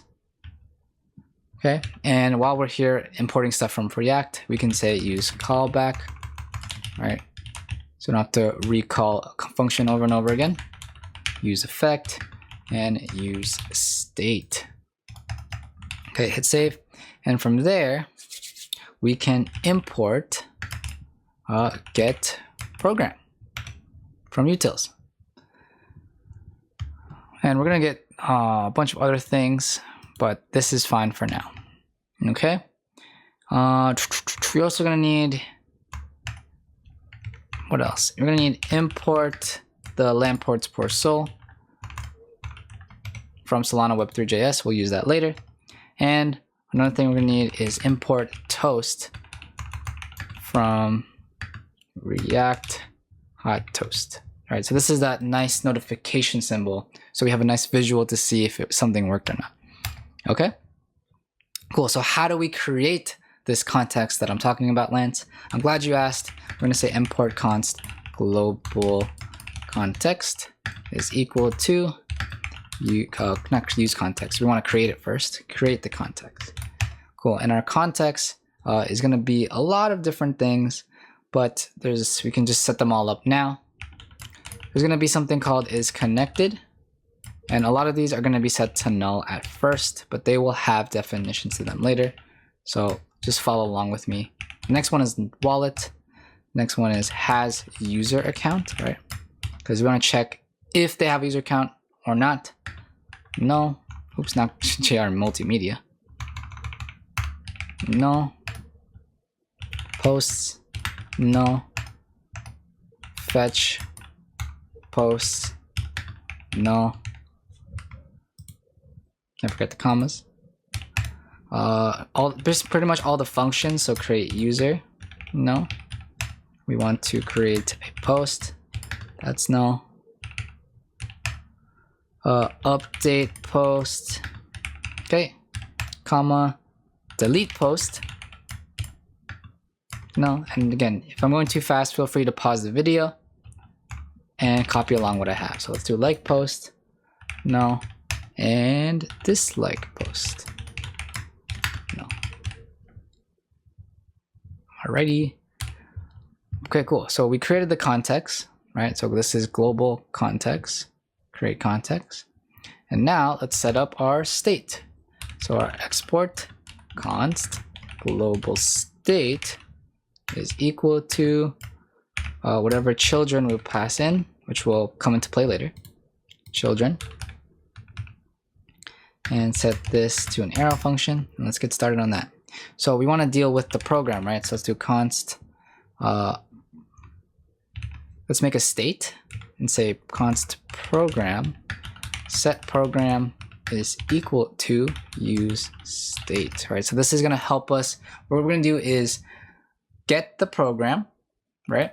And then set it in our state so that when I say program, this one, I can use it anywhere I want, right? So that's the power of this. Cool. Now, how can we do that? Do I need something? I'm going to need to import another thing here. Let's do import. We need the connection. So we need to use anchor wallet, comma, use connection. So we need a connection and a wallet for the program. Cool. Export global state.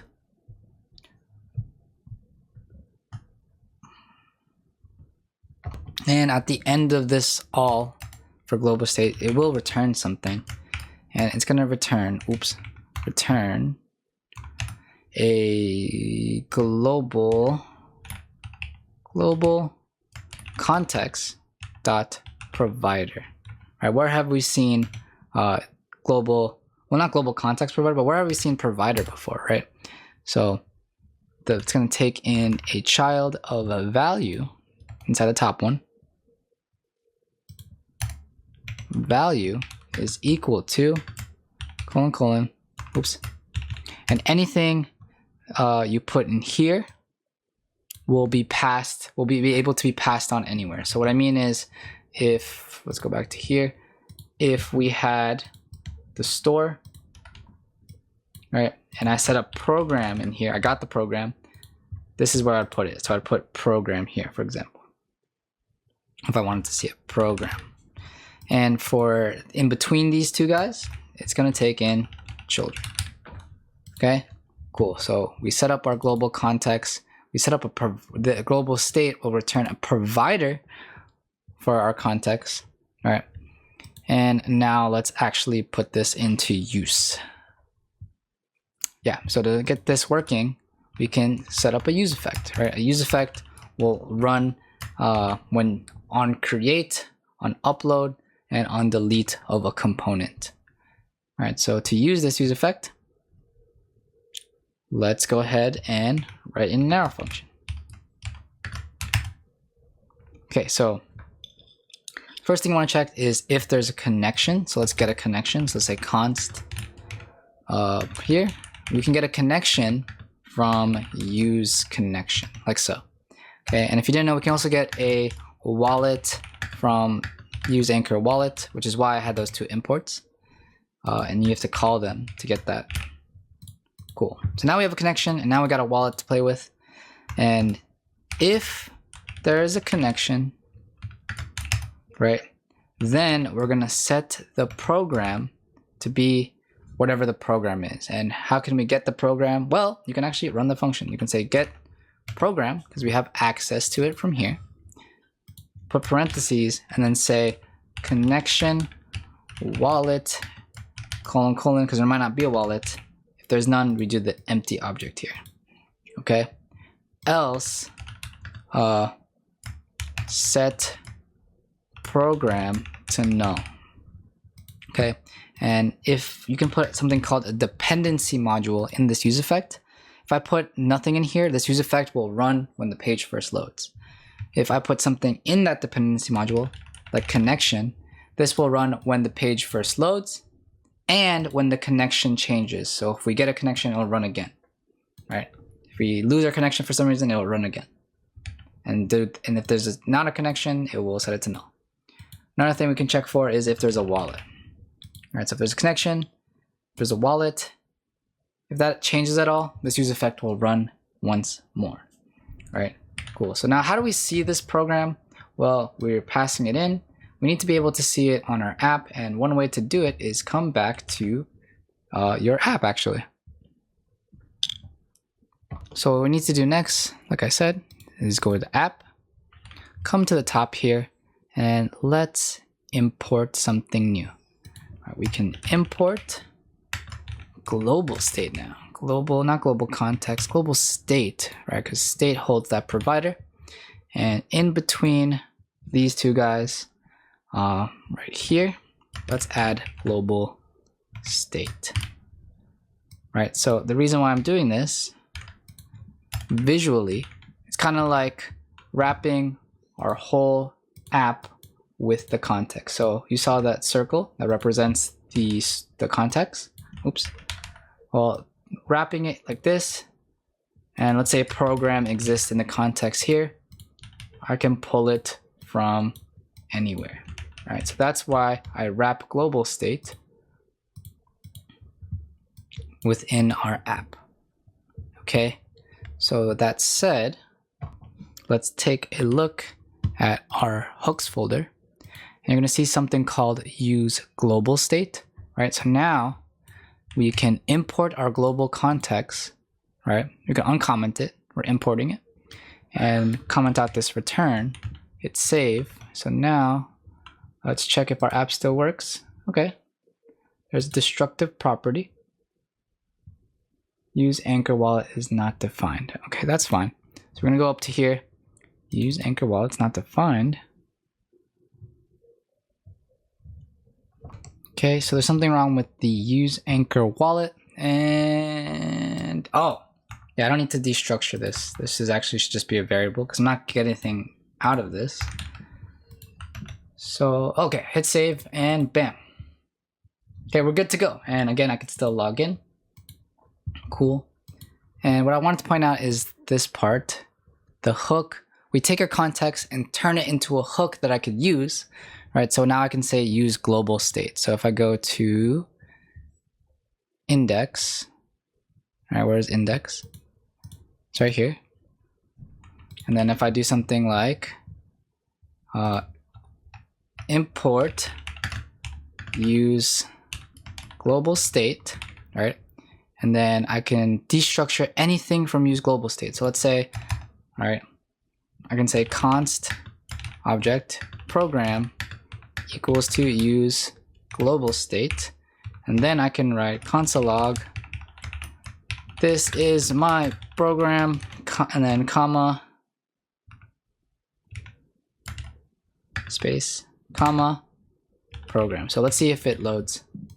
So it should give us back a program. Say inspect console.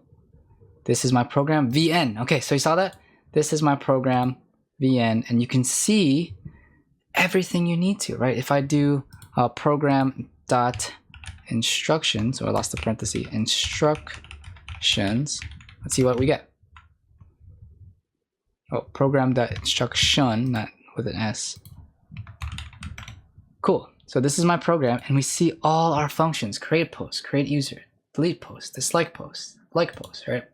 Everything is there. So when I say program dot instruction dot create user, Now you can see how we get it, right? So keep that in mind. So we can erase this. Do you guys have an idea of how this hook and context is using together? If you do, we can move right along. So let's do it. All right, so what we can do now is we actually don't need the program here. We're only going to be using program in this global.js, right? We're going to do a lot of stuff with the program. This is where we'll write all the function calls to our smart contract so that you can have some functionality to this app, right? So now that we know that works, let's go back to our utils and let's go back to program.js, right? Where we wrote get program, because there are functions that we can make that will make our lives easier. What do I mean by that? Let's go back to our local host app first, just a second. And if you see on this side of my screen, right, we can fetch users, right? If I do fetch all, right, I get all the users that are created. And there's the second one because I was testing if it still works. So with a different account, so there's 2 users now, right? But let's say I wanted to just get one user's PK. And when I say PK, that's public key. So what if I wanted just this user's PK, right? Well, what you're going to do is take the user public key and click fetch, and bam, I only have that user's information, that user's PK, right? So with that said, let's move this back here. With that said, we can wait that out. Let's make a function that does that for us, so I don't have to call it over and again. So let's say export cons, because I want to use it other places. All right, and this will be get user account PK, and it's going to be asynchronous, right? Because it's essentially communicating with the blockchain, and it's going to take in an owner. So again, what does this do? This will get us the user account's public key. And how do we get a public key, guys? Think back to what I was talking about with seeds. That's right, we got to put in the seeds. All right, so we're going to say return, return parentheses like so, await, public key. All right, so we're using this import now to generate a public key from, public key dot find program address. All right, so this is a built-in function of public key that's going to find the PK based on seeds. And to write out the seeds, you need to press this array thing, because we got to say buffer dot from user. All right, so this is us. This is the equivalent of us going on to here and passing in user like this, or passing in this user seed. Right, because the seed should always generate the same public key. So yeah, it's gonna take a user, and what else did it take in, if you remember? Owner. And we have to format it the way it wants, so do to buffer. Then comma, it also takes the program underscore ID, which is why we need to get program here. And if you do that, you're gonna do a 0 here. This is needed, semicolon, and that's it. That's how we get a user account PK. Okay, we just pass in the seeds, pass in the program ID, this, and we're good to go. All right, next thing, what else should we get? We should get the post account. So let's get post account PK. You don't need to do this, but this will save us time in the long run. Because I can just call this function instead of manually putting in the seeds over and over.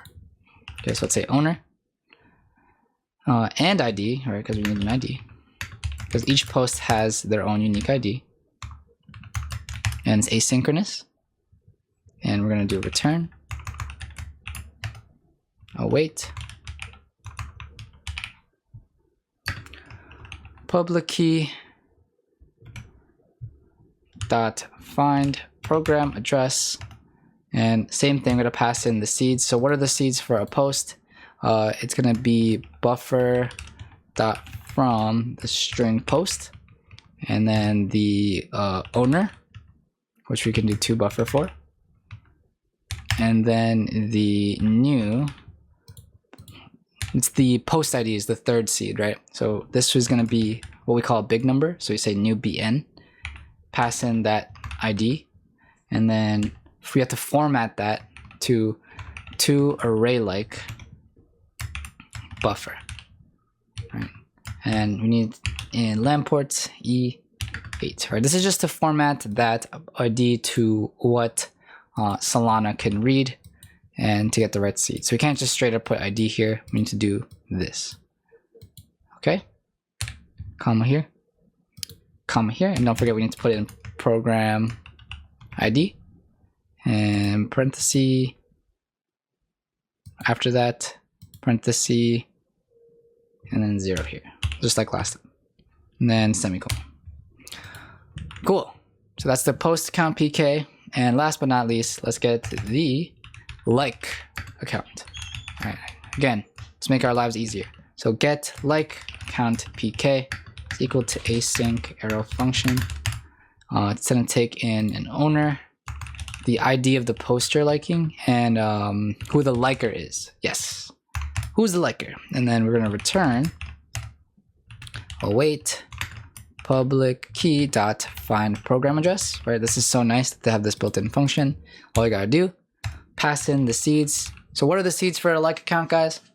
Buffer dot from like and owner dot to buffer. All right, format that. And what else? I think it's an ID. So to get an ID, you have to do new bn ID dot to array like buffer. I know it's intense. LE8.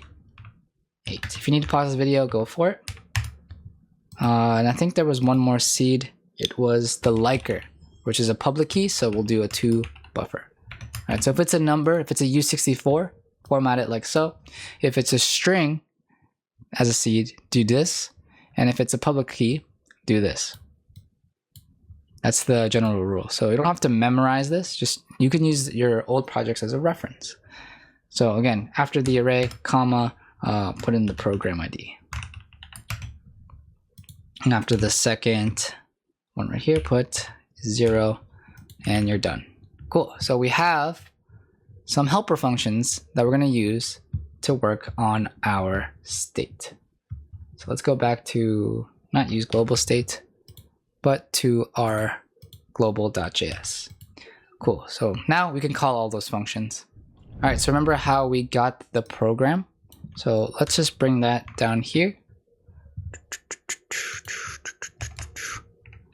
Right here, because we're going to get more stuff. So instead of saying /program, because that's very specific, let's go to just the utils.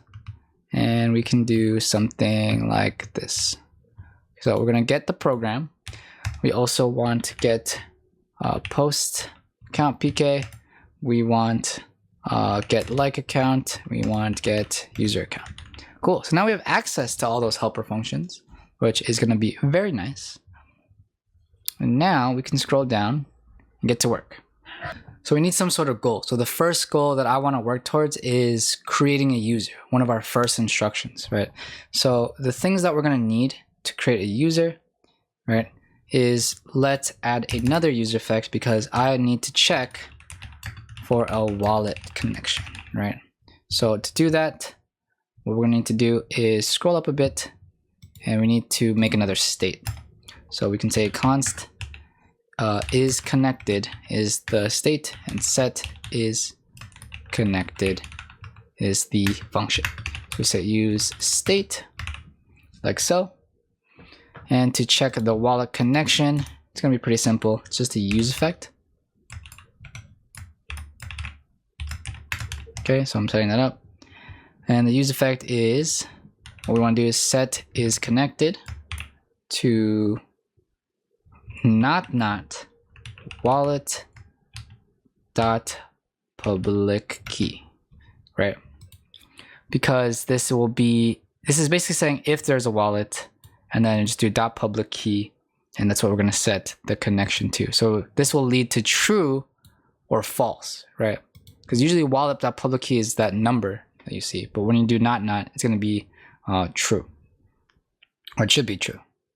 Okay, so yeah, that's it right there. And set a dependency module for it, which is just going to be wallet. Cool. So once wallet is set up, we're going to check if it's connected, the wallet's connected. If it's good, we run this user flight. Nice. Okay. Cool. Now, next step for creating a user, we first have to check if there is a user, right? So we need to check for a user account by fetching the user. Okay, so how can we do that? Well, we can make a function. Say const fetch user account and set this equal to use callback, right? And if you don't know, use callback is very similar to use effect, but it's not going to re-render the components unless the dependency is changed. So again, we're going to set the fetch user account function to async, right? And here is where we can write the logic for it. Cool. So here you can say if there's no program, right? We can just return, right? Because we shouldn't be, if there's no program to begin with, we don't need to fetch the user account, or we shouldn't be able to because there's nothing to fetch. From here, we can set up a try catch though. Try catch and E. And again, I'll just do the catch first usually. And here, if this were to work, we need to save that user account that we fetch. So we need to make a state. So for that state, we can say const user account and set user account is equal to useState. All right, cool. So from here, if there's no program, return nothing, just leave. And if there is no user, right, if we failed to, we can just say set user account to null. And even say like console log, no user found, no user found. That makes sense, right? If we can't fetch a user, it should be null and no user found. All right, but what if it does work, right? So how do we fetch a user, right? Think back to the Solana playground, right? How did we fetch a user? Well, we need to pass in the seeds, right? And where have we done that before? I'm trying to think. All right, we can say const user account pk for the user account public key is equal to await get user pk, right? We don't, like if I didn't call this helper function, I would have to write this whole thing in this line, right? So that would take up more space, but since we don't, right, we don't have to. And what we can do is to say wallet question mark dot public key.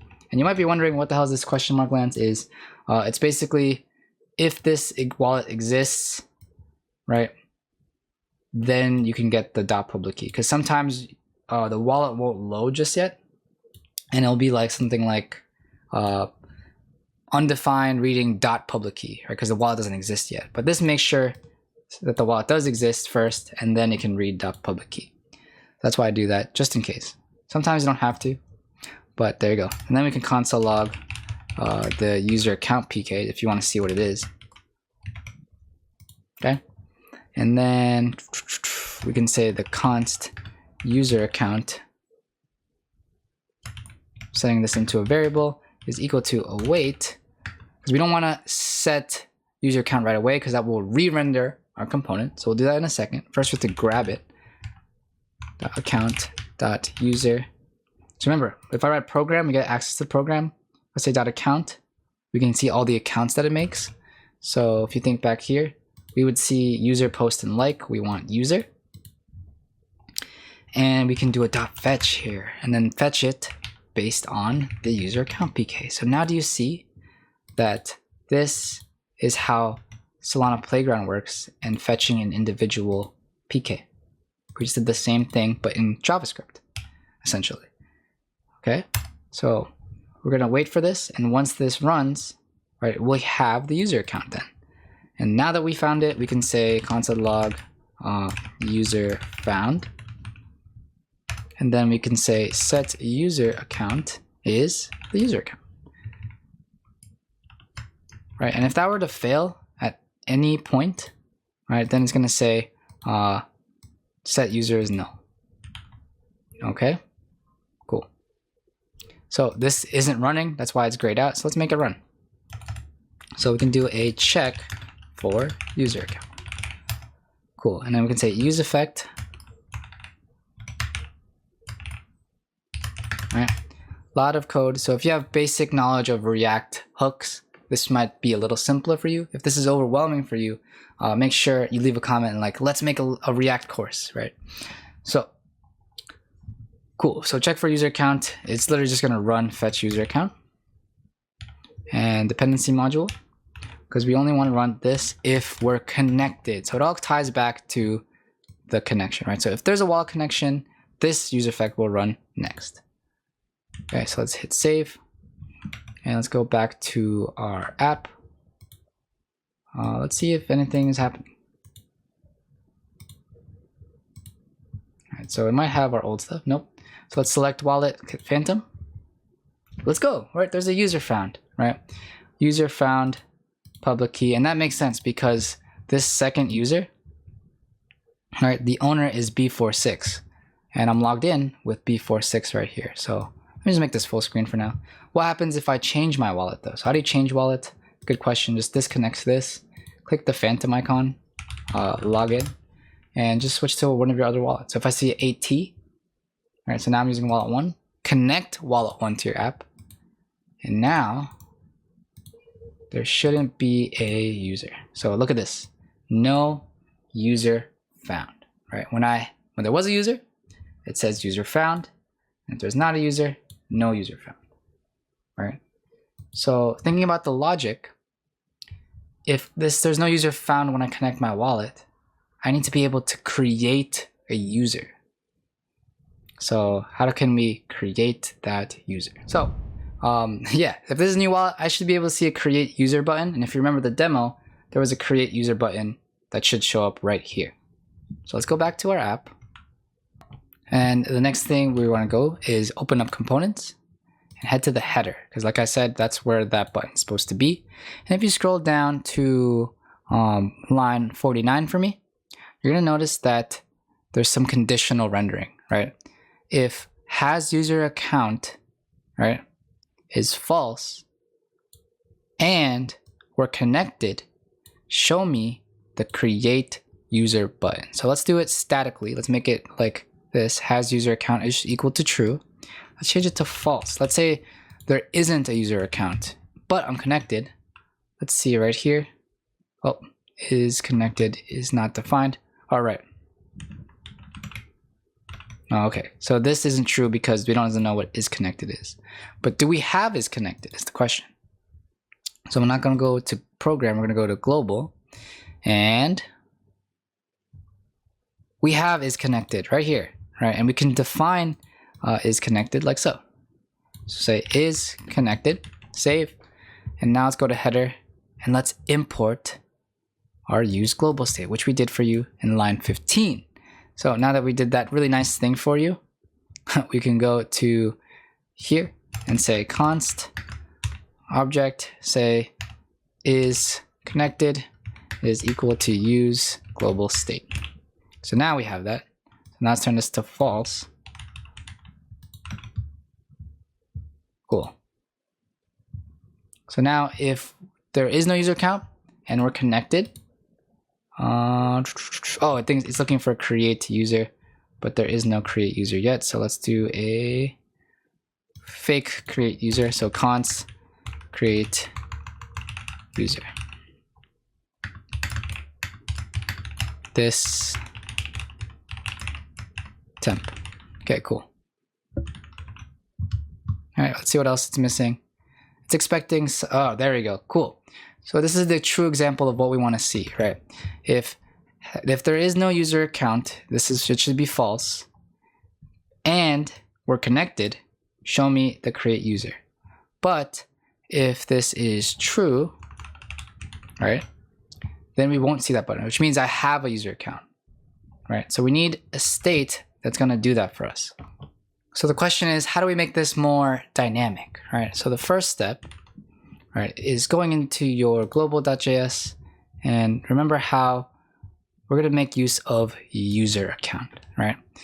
So remember we have has user account in our global context. We can redefine it from null like so. So if I say has user account, I can do something like this, right? I can say colon and then say user account, right?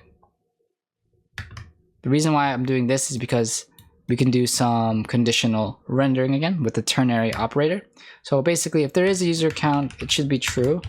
And if there's not, it should be false. And we need a comma here. Cool. So now, has user account will either be true or false, depending on if this exists or not. Does that make sense? So if this exists, it'll be true.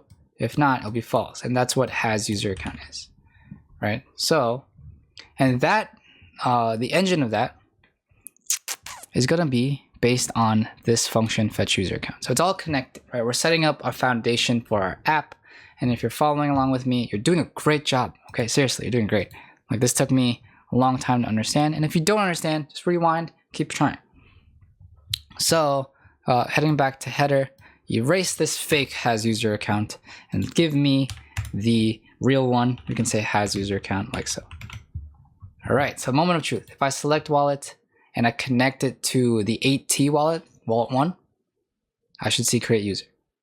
So 3, 2, 1.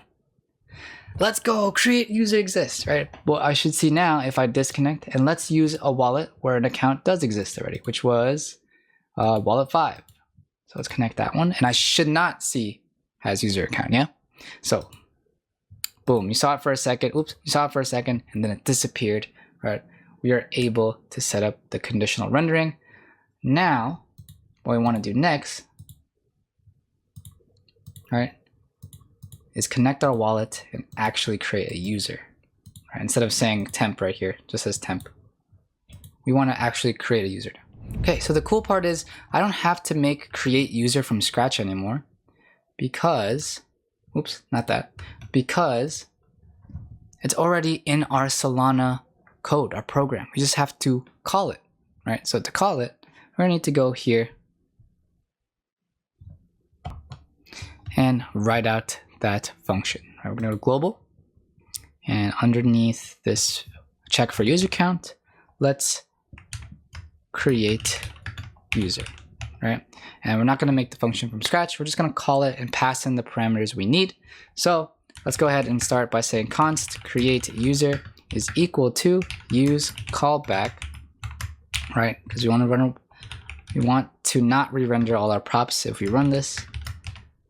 So it's asynchronous, and again, there's this check here. If there's no program, we shouldn't be able to create the user in the first place, right? Cool. So now we can do our try catch. Okay, and catch will have an E,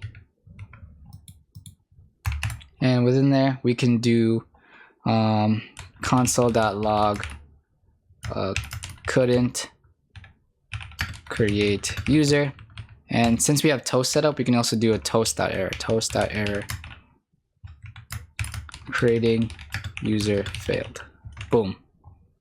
And for this one we can say e.message to get the exact error in the console. Okay, but for the try though, we're gonna need to say const transaction for tx hash is equal to await. And how do we get the methods from a program? Well, you can say program.methods. I know we did .instructions before, but .methods is the same thing. You can do enter here because it knows that when I say .create user and .accounts, right? So basically, I'm calling the create user function from our Solana program on the blockchain, and I'm passing in the accounts it needs, right? And it does need a couple accounts. It needs a user and an owner. How do I know? If you go back to here, go to your create user, it needs 2 accounts. It needs a user and an owner. And for the user, it takes seeds. So we gotta follow that same process here. So we can say user await and pass in get user account PK and say wallet.public key. Right, and if there's any issues with this step, this is when you would put the question mark, but we should be fine. And then from there we can say owner, owner is wallet.public key. Cool. All right, so this will automatically handle the seeds parts for us because we already set it up. So we don't have to write that long thing here, which it can be sometimes. And yeah, you're pretty much done. You've basically got the function. All you need to do to actually run it is say .rpc and confirm this transaction now by saying await connection.confirm transaction and to pass in our TX hash. Right, this will make sure that it went through. And we can just do a toast.success and say created user. And then we can do await fetch user account, right? Because I want to make sure that after we create a user, we're going to fetch that user again, right? So that it will update. So that means if this runs and it's successful, select wallet. If this is successful, I press create user. It will disappear because we fetched the user account that exists now. Okay, so let's see if that works. Crossing my fingers. Create user. Oh, yeah, we're probably gonna see the temp because we have the fake static one, right? So no user found. That's because we made this, it's grayed out because we're not using it. And let's pass in create user, comma. And we can go to header now, erase the fake create user. I don't even think we're using this use router, so let's erase that. And let's pass in create user. Boom. And it's already set to the button, so don't worry about that. So let's go back. Let's select wallet. Fingers crossed. Create user. Yes. Okay. So if you see this approved transaction, this is a good sign, which means it means that the function you wrote is asking you to sign that transaction. And especially if you see the exact amount of SOL that it's going to take from you, another good sign. So let's hit approve. And let's see which toast. Oh, notification pops up. Hey, created user, we're good. And look at that, the button is gone. All right, and if you want even more proof, right, come back to your Solana playground. There should be 3 of these guys now, and bam, there is. Nice, we created a user. All right, that function you wrote earlier works on front-end app, and it's awesome. It's really great. So let's go to the next function. All right, so the very next thing you want to do is we should be able to create a post. So if you don't know, if you click that plus button up there, it's going to ask you for a caption and then an image URL. Right, so after that, you can hit create, and this create button from the modal is what's going to create the post itself, right? So right now it doesn't do anything because it's currently static. So let's take a look at that. So if I go to my code, which is this one, let's go to header. Well, actually, no, we need to go to the modal, go to create post modal. And again, it's that create button. It's going to trigger this on create function. And in that on create function, we have the create post, right? But this create post, again, is getting passed as a prop, right? Which comes from index, I believe, right? This is the create post modal, and it's passing down static create post, right? See this, line 91. What is static create post? It's just a function as a placeholder that signifies create post.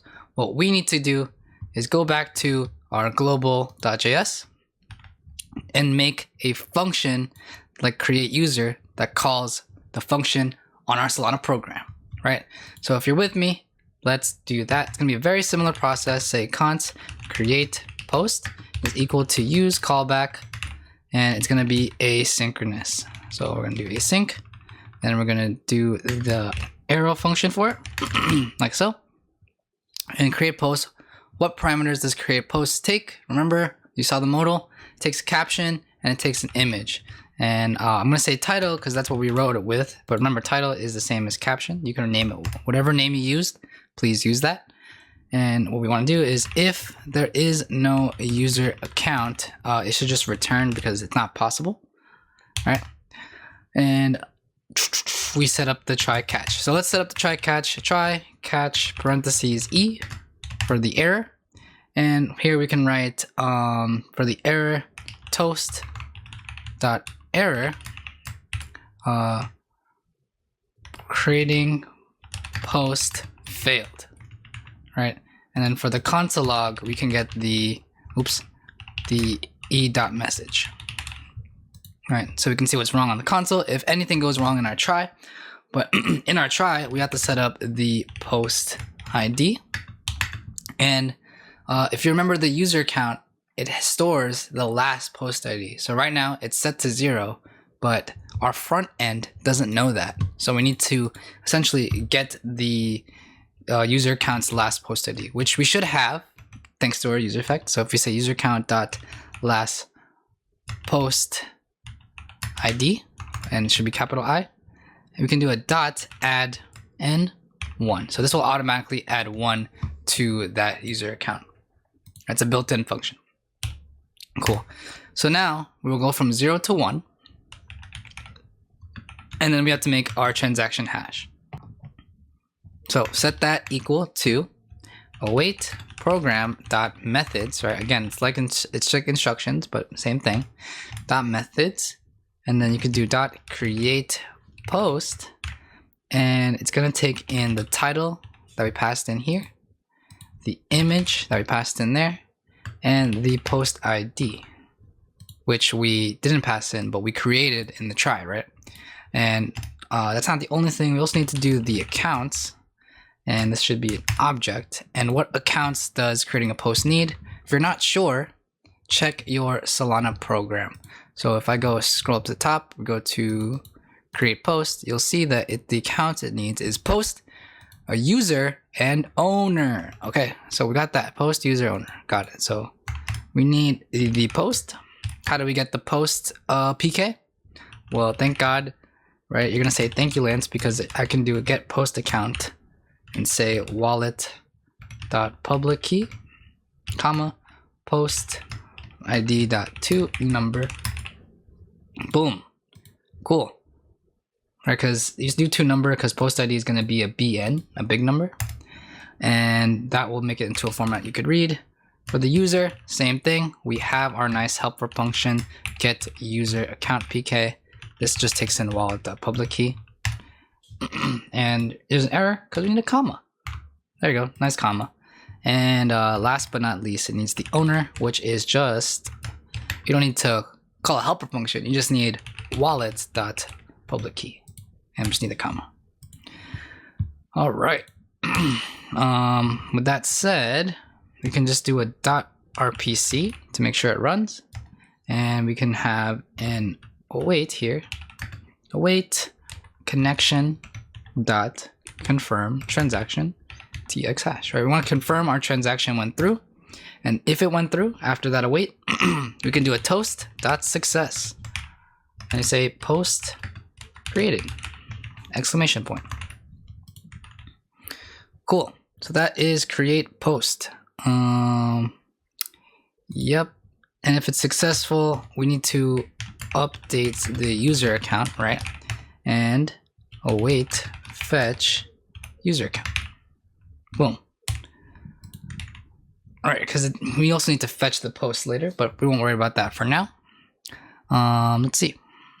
The next thing we need to do is, remember how in our Solana code, not that, this, we need to set up our event listeners, because there's a couple events that we need to run by, and the first one is the creating the post.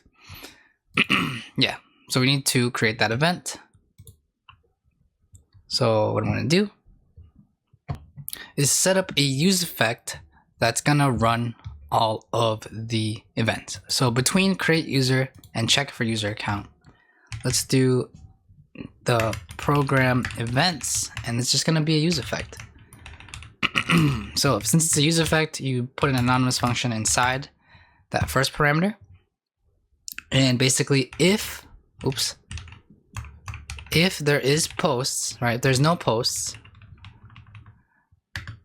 then we need to fetch posts, right? So these two things don't exist yet. Posts and fetch posts doesn't exist. We need to make those. We're gonna do it in just a second, but let's work on this. Actually, I'm gonna save this for later, right? We still need a use effect though, so let's do a use effect. Use effect, tab. Yeah, it's a different use effect I was thinking of. All right, so what we need for the program events though is if there's no program. If there's no program, if that's true, then return, because we can't do anything. But if there is, we need a new post event, right? So const new post event listener, right? We gotta listen for that post event. And we could do that by saying program, right? We're accessing the program, dot add event listener,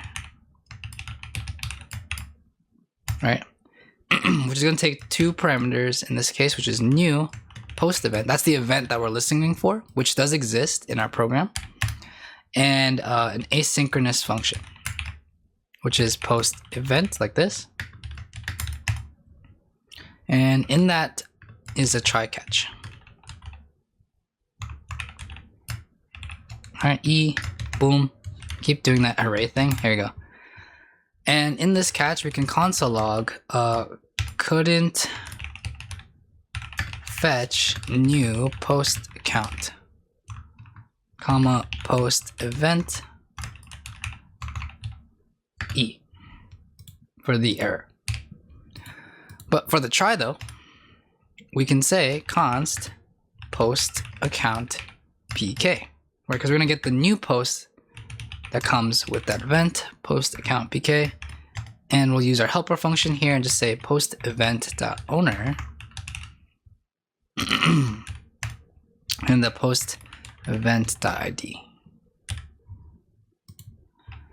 And then from here we can say const new post, right? Because now that it's created, right, that public key, we need to fetch it. So we can fetch it by calling the program.account.post.fetch, and then pass in that post account pk, the public key. And then this is the part where that last post thing is going to make more sense. This is where we're going to set posts, right? This state doesn't exist yet, but what we want to do is make sure that the new post from this event gets added to that list of the posts that we had before. So we can save that by doing it like this. Okay, so let's define posts. Const posts, comma set posts, now it exists, is equal to use state, and then we could do empty array for this. And remember, we added event listeners, but we need to remove the event listeners at some point. So after this parenthesis right here, we can do a return, right? This is another part of the use effect. And this is how you can remove the event listeners. Dot remove event listener new post event listener. So yeah. So after this all runs, it's successful or it fails, we're gonna remove that event listener. And we only want this to run once and if the program ever changes. Right? So it's gonna run once if the program changes, and it's also going to remove that event listener after this is all done. Cool. So that's that. But now we need to set up the fetching of the events or the posts. So let's go ahead and do that. So check for user account above program events, but below check for user account. This is where we can write the const fetch posts. And again, it's also going to use callback as well, which is asynchronous. And how it works is if there's no program, well, we can't fetch any posts. It doesn't make any sense. Okay. And then from here, we can say const posts is equal to await program.account.posts.all. So we're basically fetching all the posts that exist from the program, right? And then from there, we can set posts. Oops, set posts. And then basically map through it. So post.map. And for every post, every post in that map, in that array, we're gonna get the post.account. Because remember, it's gonna be like this object with a key of account, and that key of account has an object with all the information. This is how we can just simplify that here, instead of nested ways of getting it. And then dependency module, add, not post, it's gonna be repeating program. Okay, and there is a use effect to run this fetch post, so we can say use effect arrow function. This is what I was trying to write last time. If for whatever reason there is no posts, then fetch posts. Yeah, so fetch post if posts don't exist. That's basically what this means. And now this one is going to have a dependency module post and fetch post. This is to ensure that it's always fetching the post as it comes, or if anything changes. Yep, so that looks good. Now let's go back to our app and see if anything, see my errors. No, we can still connect our wallet. Yep, cool. So we have a user. Now let's set up the create post. So what I need to do is come down below here and add create post. All right, and now that I added create post, we can use it. So if I go to create post modal, I can import my use global state, and I can use my global state here. So I can say const create post equals to use global state, and I'll format it like so, just in case I want to get more stuff from here, but I probably won't. And we can delete or erase this fake create post right here. Right. Cool. So now I'm not using the prop that I passed down. I'm using the create post from use global state. And yeah, so now we can finally test if the posts work and troubleshoot from there. All right, so we did all the setup. So let's just test if creating a post will work. So let's go ahead and find an image first. I don't want any long images. I want just like a nice wide one. Sponsored. Microsoft Edge. Let's do this one. It's a very Christmas themed. Oh no, it's Unsplash Plus. No, we don't want that. Are all the wide ones sponsored? Okay, let's do this one. All right, so let's copy this image. Let's go to our app. Let's do it. So the caption is going to be, surprise, it works. Okay. Paste this image URL and let's hit create. Okay, first it's telling me to log in. That should be good. Okay, Phantom Wallet transaction signature, but it doesn't tell me how much Solana. So that's not a great sign, but let's hit approve. Creating a post failed. Oh no. So there's something going on here. The given public key does not match the required sysvar. Okay, that's fine. So that might be because of the way we started this. Disconnect, connect. Let's just try one more time. So caption. Oh, I don't know what these are, but Tokyo. And then this image, create. Creating post failed. Okay, cool. So that's not necessarily a bad thing, because we know that the anchor error, is the given public key does not match the required sysvar. Okay, that's fine. Let's take a look. Okay, so what I did was I went back to Solana Playground and I just made sure that the spelling was correct. I just redeployed it. As you can see, deployment successful. And now let's hope it works. I'm gonna head new post and let's do surprise, it works. It works. And I think I spelled surprise wrong. There we go. And now let's take this image and paste it and hit create. Okay, cool. Again, this is a good sign, and we're seeing exactly how much Sol it's going to take. That's also a good sign. Let's hit approve. Post created. Let's go. Awesome. All right, I'm really happy about that. And now if we go here, if I fetch the post, we should see one. If it weren't correctly, let's go. All right, surprise, it works. And now if I go to users, fetch all, there should be one user with a post ID of 1. So it incremented. That user account got updated as well. And as you can see, we aren't. Oh yeah, we're not doing anything with posts yet. So let's see if it's fetching any posts. So I'm gonna go back to here. Okay, and where were we? Global. Now what do I need? I need fetch posts. Okay.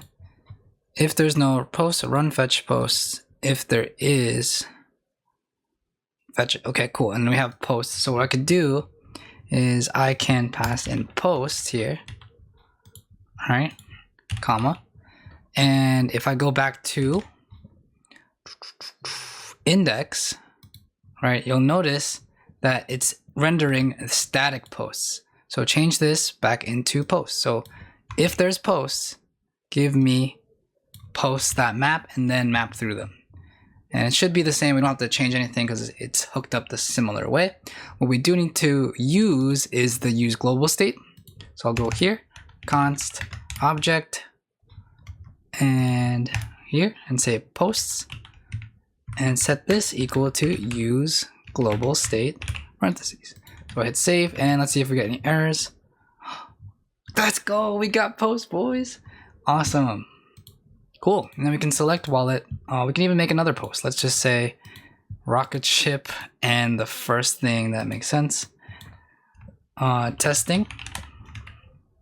Set create. Okay, approve. Post created, and boom. Look at that. This is the image from the Airbnb, but this is sick. We have 2 posts for this user. That's looking nice. Okay, cool. So now that it's done, let's make delete post. Okay, so let's think about how delete post works. So we have this X button, and that's just to indicate X, and then delete the post. If I hit inspect right here, deleting post, blah, blah, blah, with ID of blah, blah, blah, right? That's just the static delete function. We need to create the real one, which is just gonna call the delete post function from here, right? So that's all good. So we can go to VS Code. And one of the first things that we're going to need to do is add that event listener. So this isn't the place where I want to be. I want to be in global. Okay, and let's go ahead and add that event listener for a delete post. So here, I'm just going to hit enter. Little comment that says delete post event, so we know. And then we can get started, which is const delete post event listener. And that's going to be equal to program.add event listener, right? Again, we're calling our program, adding an event listener to it. And inside, we have to put in what event are we listening for, which is the delete post event, comma here. And what else? Oh yeah, we need to find the post that we're going to delete. So we can go like this and do an arrow function. And in that arrow function, pass in the delete event. And in the delete event, we can do something like this. Set posts, right, to posts arrow, and then post.filter, right? We're gonna filter through the posts. And what we want to filter out is the posts that we want to delete. So it's kind of confusing, but we're going to filter the array of posts. And in that filter that we're applying is the post, right, that does not equal post.owner that equals delete event.owner. And post.id.eq for equals delete event.id. Right? So basically, look through the posts and get the matching post with the correct owner and the correct ID that I'm clicking on so that it deletes the right one. So that's essentially all we're doing there.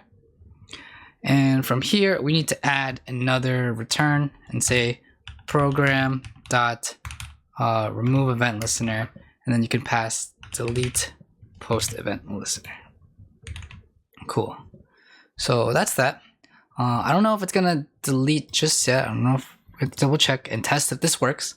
But what I do know is that we need to create that delete function in the first place. So let's go ahead, scroll all the way down, create post, and we can go right here. Yep. You can say const delete post is equal to, you guessed it, use callback, which is async. Okay. It's asynchronous. It's gonna have an arrow function, and it's gonna take an owner and an ID. And this can go like this. Cool. So if there is no user account, you shouldn't be able to delete anything. So that's why we're gonna do return. And then from there, we do our try catch. So let me just have try catch, which is simply just E, and then a toast.error failed to delete, like something went wrong. And we can console log the exact error by saying e.message.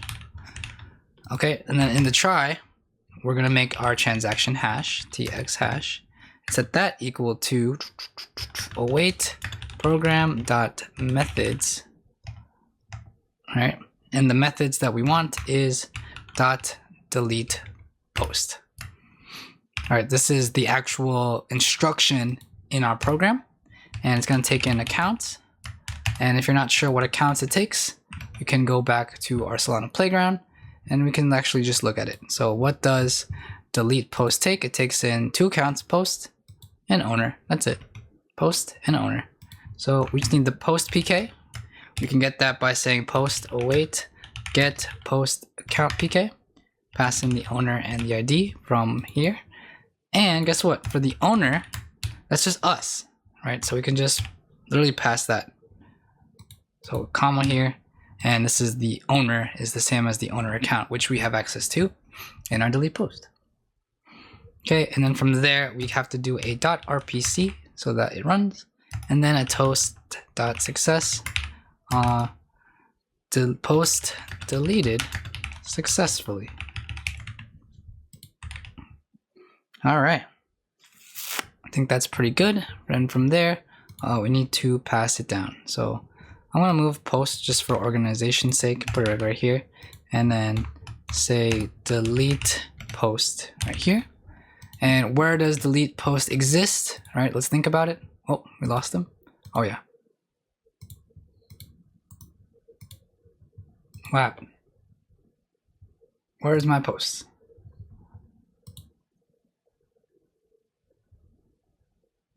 Okay, we somehow lost our posts. So let's just double check that. I'm gonna go back to my index and let's just erase the static create post. And let's just do console.log posts.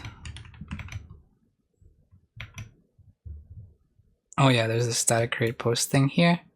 Let's erase that.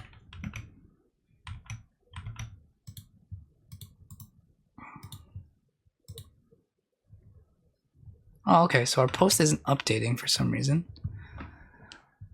So that means we're not calling it. So where's that use effect for fetching posts?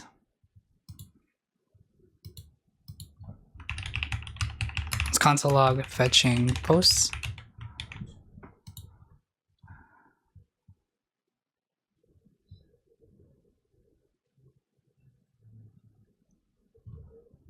Okay, so it's not running fetch posts, but if I go back here, it should. So if I go back to fetch posts, this use effect, if there's no post, and there's not right now, based on the console, it should run fetch posts, but for some reason it's not.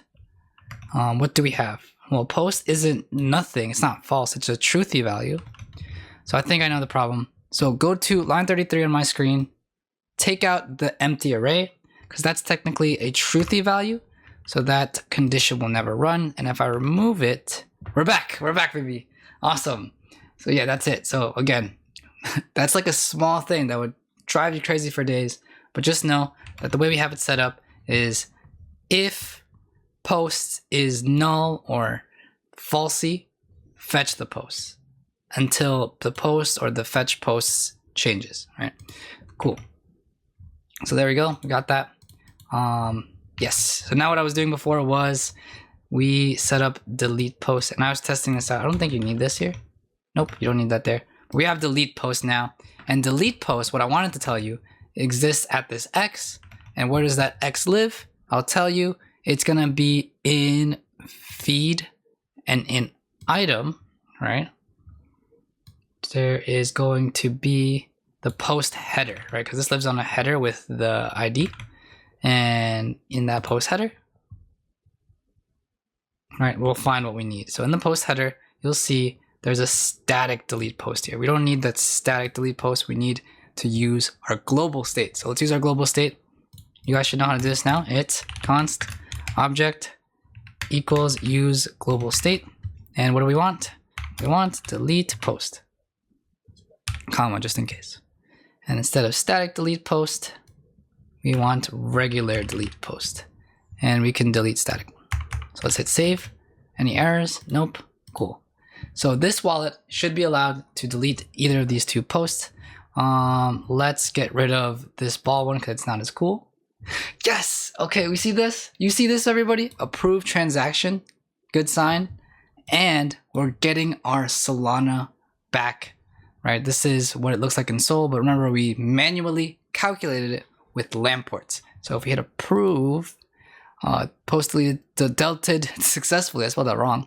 But as you can see, post is deleted, right? So now let's work on editing the post. Let's change the caption.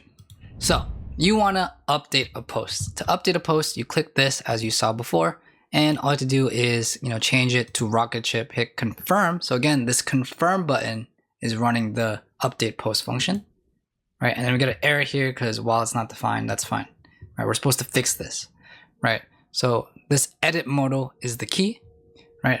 Let's work on the functionality before we talk about that. So for the functionality, we're going to need to go back to the global. And let's set up the update post event, So let's go here, say update post event. All right, so we can say const update post event listener is equal to the program again, right? Because program has a built-in method that adds event listener. And the event that we're waiting for, we can say is update post event. So if you get any errors here, it's because it's not the same name that you wrote. This is what I wrote, so make sure it's the same. So from here, we can do the async arrow, and let's write the update event as the parameter, and let's get to work. So what we want to do is this try catch e boom. Yeah, console log. If anything goes wrong, we'll get this catch error, and we can say couldn't fetch updated post account, and we can put the update event that happened and E for the error. But for the try, right, we can say const, we need the post account to update it. So let's grab the post account PK by saying post account PK is equal to await get post, no, not like post account PK. And yeah, this is going to take two parameters, which is the update event.owner and the update event.id. Right, cool. And then from there, we can do a const updated post, right? Because similar to delete, we got to find the post that we want to delete. So let's do program.account.post.fetch and say post account PK that we grabbed. And then from here, we can do set posts to posts, similar to last time. And we want to do a posts.map, right? So we're setting set post to an array that we're mapping through to create a new one, which will be post. Yeah. There's a lot of nested functions in here, but that's okay. Here with me, you can do, yeah, so set post will be a new array of posts, and it's gonna look into that array of posts and map through it. And for every post, what we want is if that post.owner.equals the updated post.owner and the post.id.eq equals the updated post.id, then that's the post that we want. We want that post in a new array, and that's what we set post to. Okay? So if that's true, then we can return the updated post. And under that, we can return the post array as well. And yeah, that should be good for updated post. Now for the function itself. All right, we have to create that. So we're gonna go under create user, create post. We can go in between these guys. So say const update post is what, guys? Use callback. You got it. And again, this is asynchronous. So set that up. And in the async parameters, you say owner ID, and it takes in title as well. And inside that function, we have a check, right? Our edge case, which is if there's no user count, don't even run this, bro. Don't sweat it, right? We shouldn't update the post if you don't even have a user account. If you do though, let's try catch something. All right, I like to set up my catch first, and we can just do a toast.error. Failed to update the post, and console log the error.message so I know what's up in the console. And now we can do this.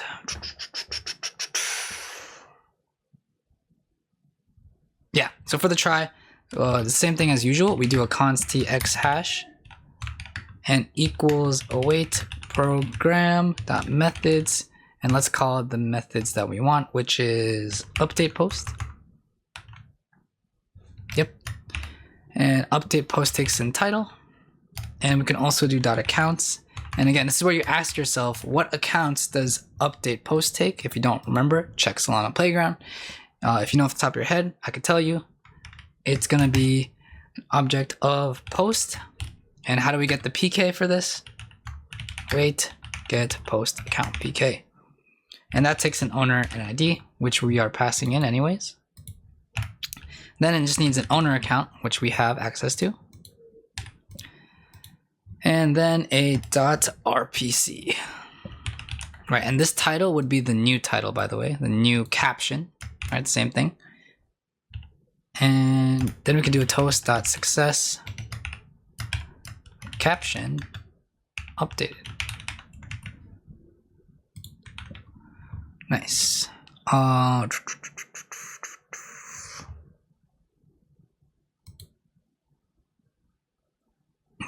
that's pretty much it. You can also just console log the tx hash if you want to see the successful tx hash, but again, optional. So that's update post. Let's see if this gave us any errors. No? Cool. So now we need to put that here. Let's put that in between. Update post. So now the question is, where, now that it's in our context, where do we update our post? So to update our post, like I said, that is in the item component. Yep, the item. And there's action buttons here. What are action buttons? These are action buttons. That's that component. So click action buttons. And within action buttons, you'll see this fa edit. That's the edit icon. And it runs toggle edit post model true. What does that mean? Well, it's this function that I passed down. So let's figure out what this means. So let's go up a level, which is going to be item. And we have toggle edit post model, which we get as a prop from feed item, which means we go up a level to that parent. All right, you following with me? Up a level from feed item is index. And let's see. So in edit post model, sorry, in feed item, we're passing in that toggle edit post model. So what is that? Let's figure it out. It is this thing, right? So it's a function that I pass down as a prop. So there is still props that I'm passing down. Not everything is in my global context. And what it does is sets the current edit post ID and it opens the edit model open. So basically it's going to click this and it'll open that model to make sure we see it. So that means the functionality really just lives here in the edit post model. Right, and we can tell because in the confirm button, we got this on edit, and the on edit runs static update post. We want the real one. So how do we get the real one? Under Solana stuff, we can say const object equals use global state. And inside this object, we can get update post, comma. And what we could do is literally simply just erase static update post, put regular update post, and you should be good to go to edit. Everything else is hooked up already for you, right? That's just basic JavaScript.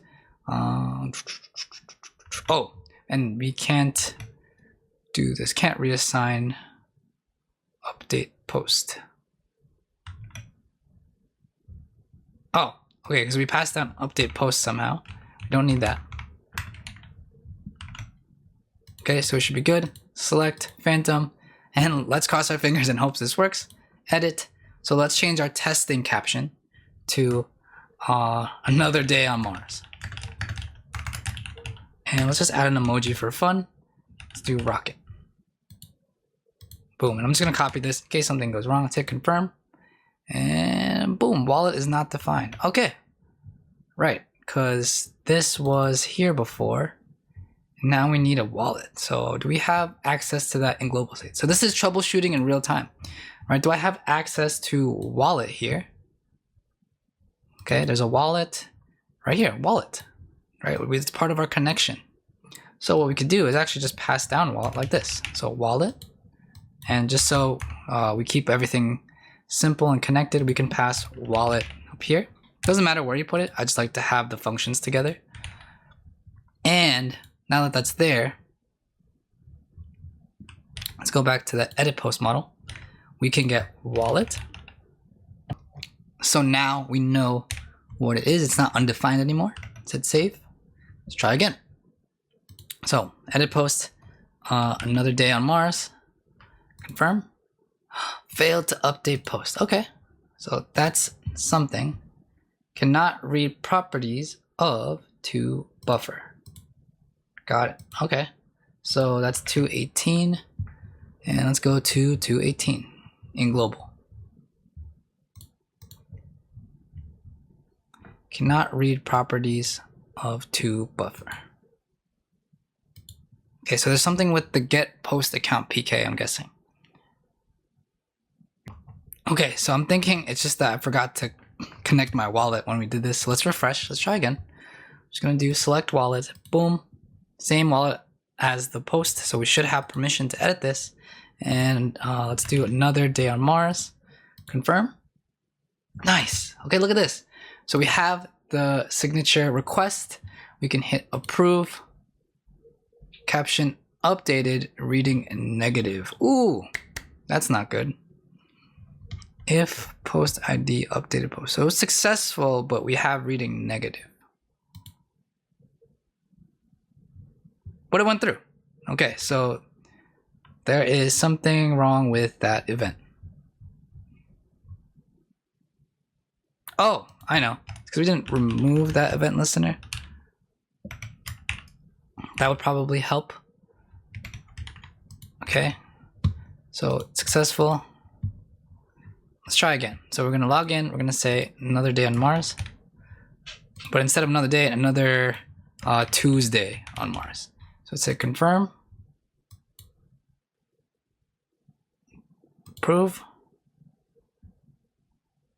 Still reading negative.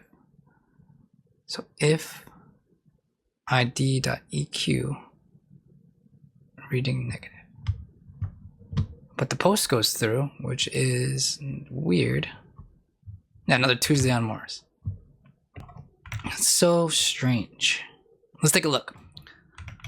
Okay. Let's see. Update post .eq is negative. It should be true. This post has to be true. I'm just gonna rewrite it. Save. Let's just try again. So let's refresh. Connect. Edit. And we'll say back to another day on Mars. So confirm. Like it works, but there's just that weird error. I don't know what's going on. Approve. Oh, okay. Caption updated. No weird error anymore. Another day on Mars. I just had to rewrite this update event. So just make sure everything's spelled correctly if you're getting any errors here. And it looks like mine. And you can refer to the solution if anything goes wrong. So there we go. We can edit a function. We can delete. Sorry, edit a function. Edit a post. We can delete a post. We can create a post. Now we need to like a post and unlike a post. Alrighty, so you want to be able to like a post. That means you click this button and that post is liked, right? So how can we do that? Let's set up the functionality. And what I'd want to do is set up that like dislike post event, right? Because we have one post event for liking and disliking, right? Or in other words, like unliking something. Okay, because you can't like something twice and you can't unlike something twice. So that's why it's set up this way. So we do like dislike post event listener. And just like before, for neatness, we can write this comment like / dislike post event. So we're gonna need to set this up once for the two functions we make later. And we can set this equal to program.event add event listener. And we want to set up like this. The first parameter is the event itself, which is like dislike post event.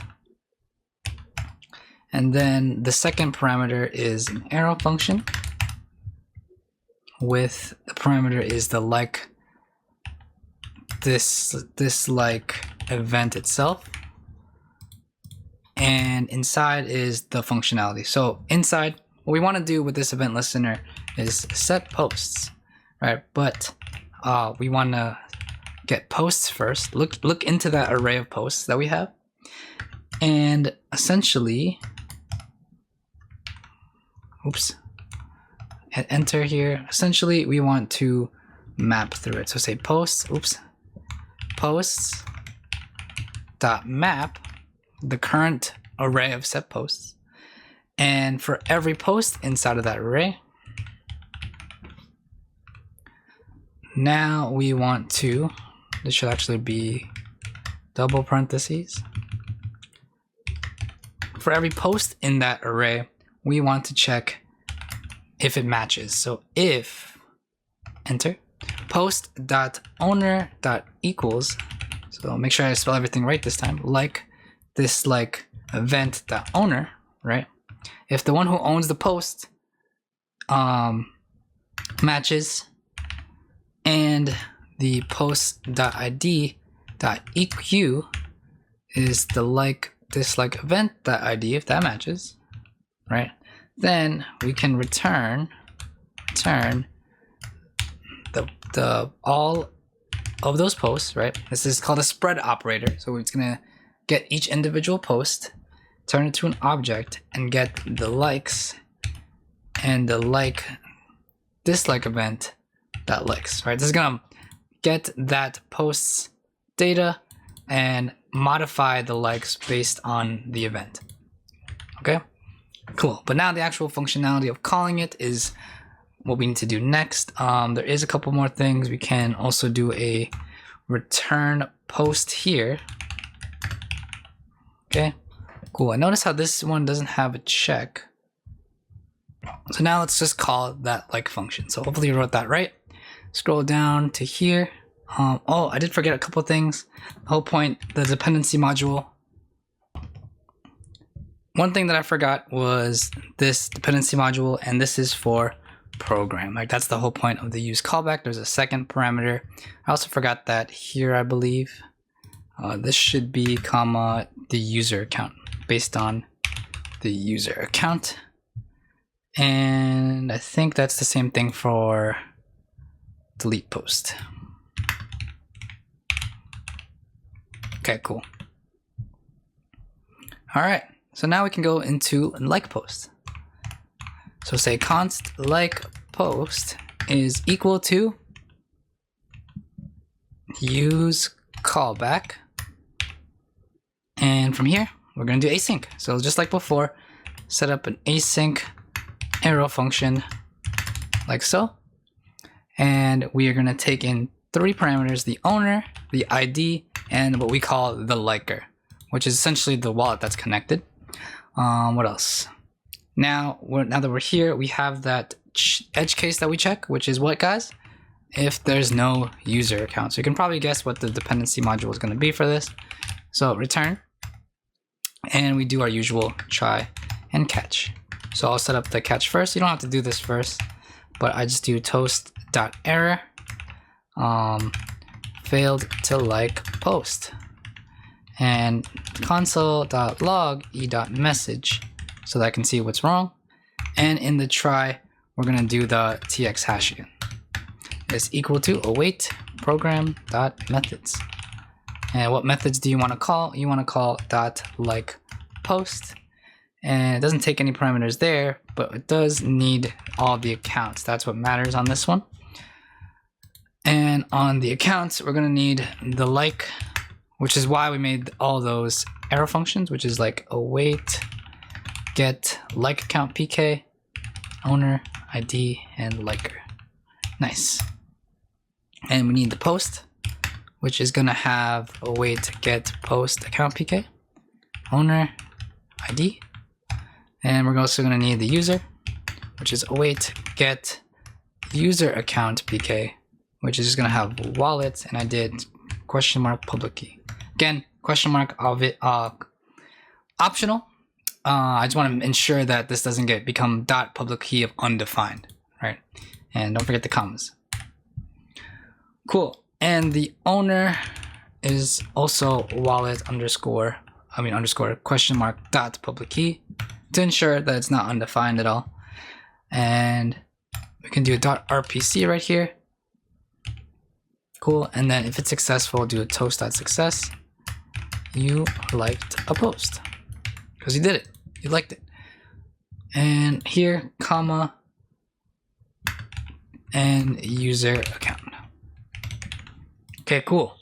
Now we can add like post here, and if all goes well, we should be able to like a post. Going back to this, where can I add that like post button, guys? Come on, come on. Last stretch here. Stay with me. Shake it off. All right, like post is this button, and that resides where? In action buttons. Exactly. Good job, David. All right, cool.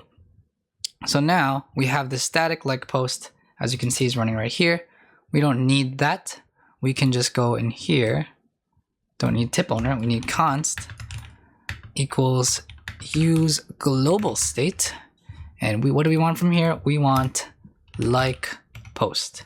So you erase this, get this static like post out of here, and add the like post. So let's save that. Any errors? Nope. And now testing to see if it works. If I click this, wallet is not defined, of course. So we also need wallet. So let's add a wallet in there. So now we have wallet. No excuses now, code. Let's hit this. Ooh, okay, so we're able to like the post. We're getting a signature request, but remember that when you see unable to simulate, it means there might be something that's gonna be wrong. Let's hit approve. Yeah, failed to like post, and let's see why. This might be like last time. Mitch's program ID was not as expected. Okay, so that means there's something wrong in the way we wrote the like post. So let's go test it out. Okay, so I figured out what was wrong. Hold on, it's dead. All right, so I figured out what was wrong. I told you before that we need to export the IDL because this is the way we wrote it, right? There were some discrepancies. That's why we kept finding the program ID didn't match.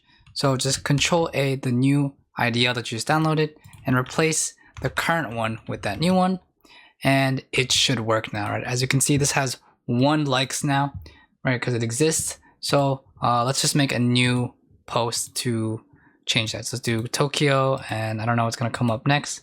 Let's hit create. Let's hit approve. Post created. Boom. So there's Tokyo. And now if I click like, hey, finally. Oh, okay. So we can see the soul right here. Let's hit approve.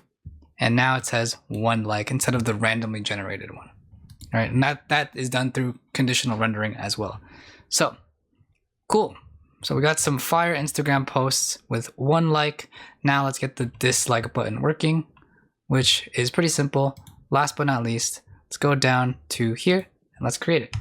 Okay, and while I'm here, there was another thing that I realized that we forgot to do, and that was remove this event listener right here. So let's go ahead and do that. So we want to basically copy this and say program.remove event listener like this like post. That's another thing we forgot, and now you can see this isn't grayed out anymore. So double check yours if this is not grayed out.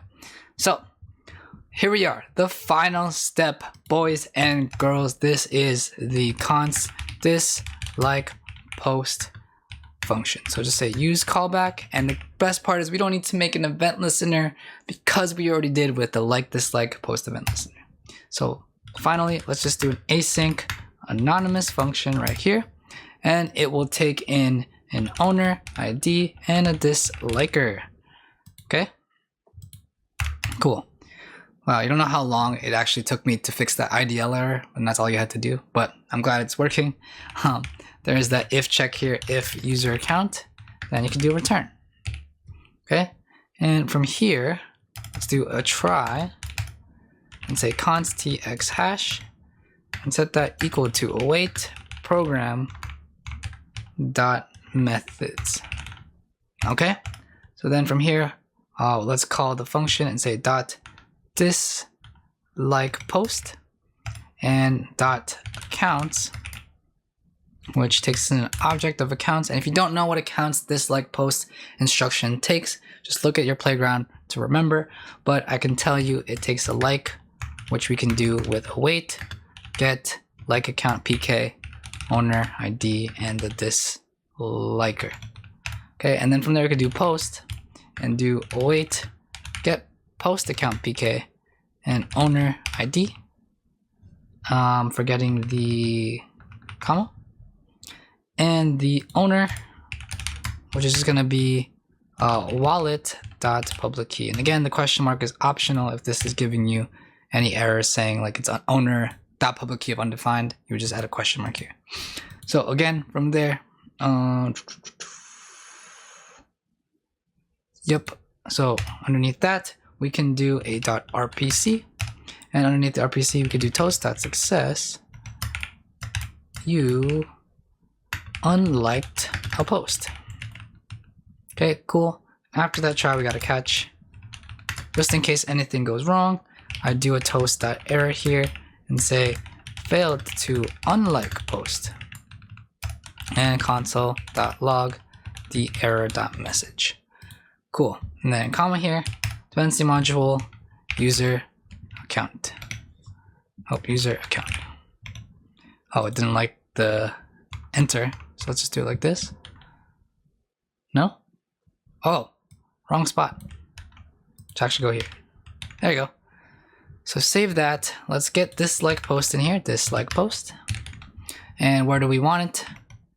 We want it in the action buttons right here.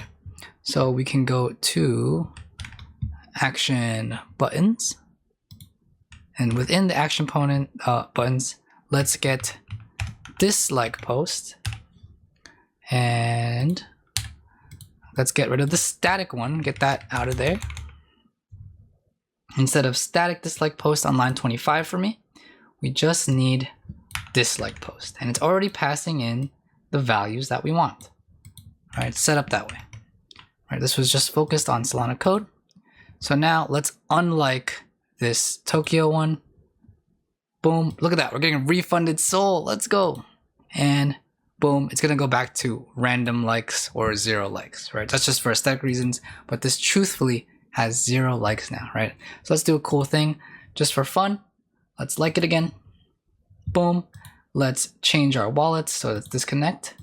Let's go to wallet number 5, which I know is already registered. And look at that. So wallet number 5, he's not allowed to delete this post because he didn't make it, right? There's no ownership of it, but he can like the post. So let's approve. Boom, 2 likes. All right, let's go. So that's awesome. Anybody can log on and like your post or dislike your post, and people can't delete your post. And that's it, guys. We're done. All right, well, that's it. So congratulations, you finished the Instagram clone. You learned about Seahorse, and drop a comment below saying that Seahorse is awesome. And if you did, let us know if you want us to do a full stack build, right, from the front end all the way to the back end. And just be on the lookout for more Solana videos. See you guys in the next video. Peace.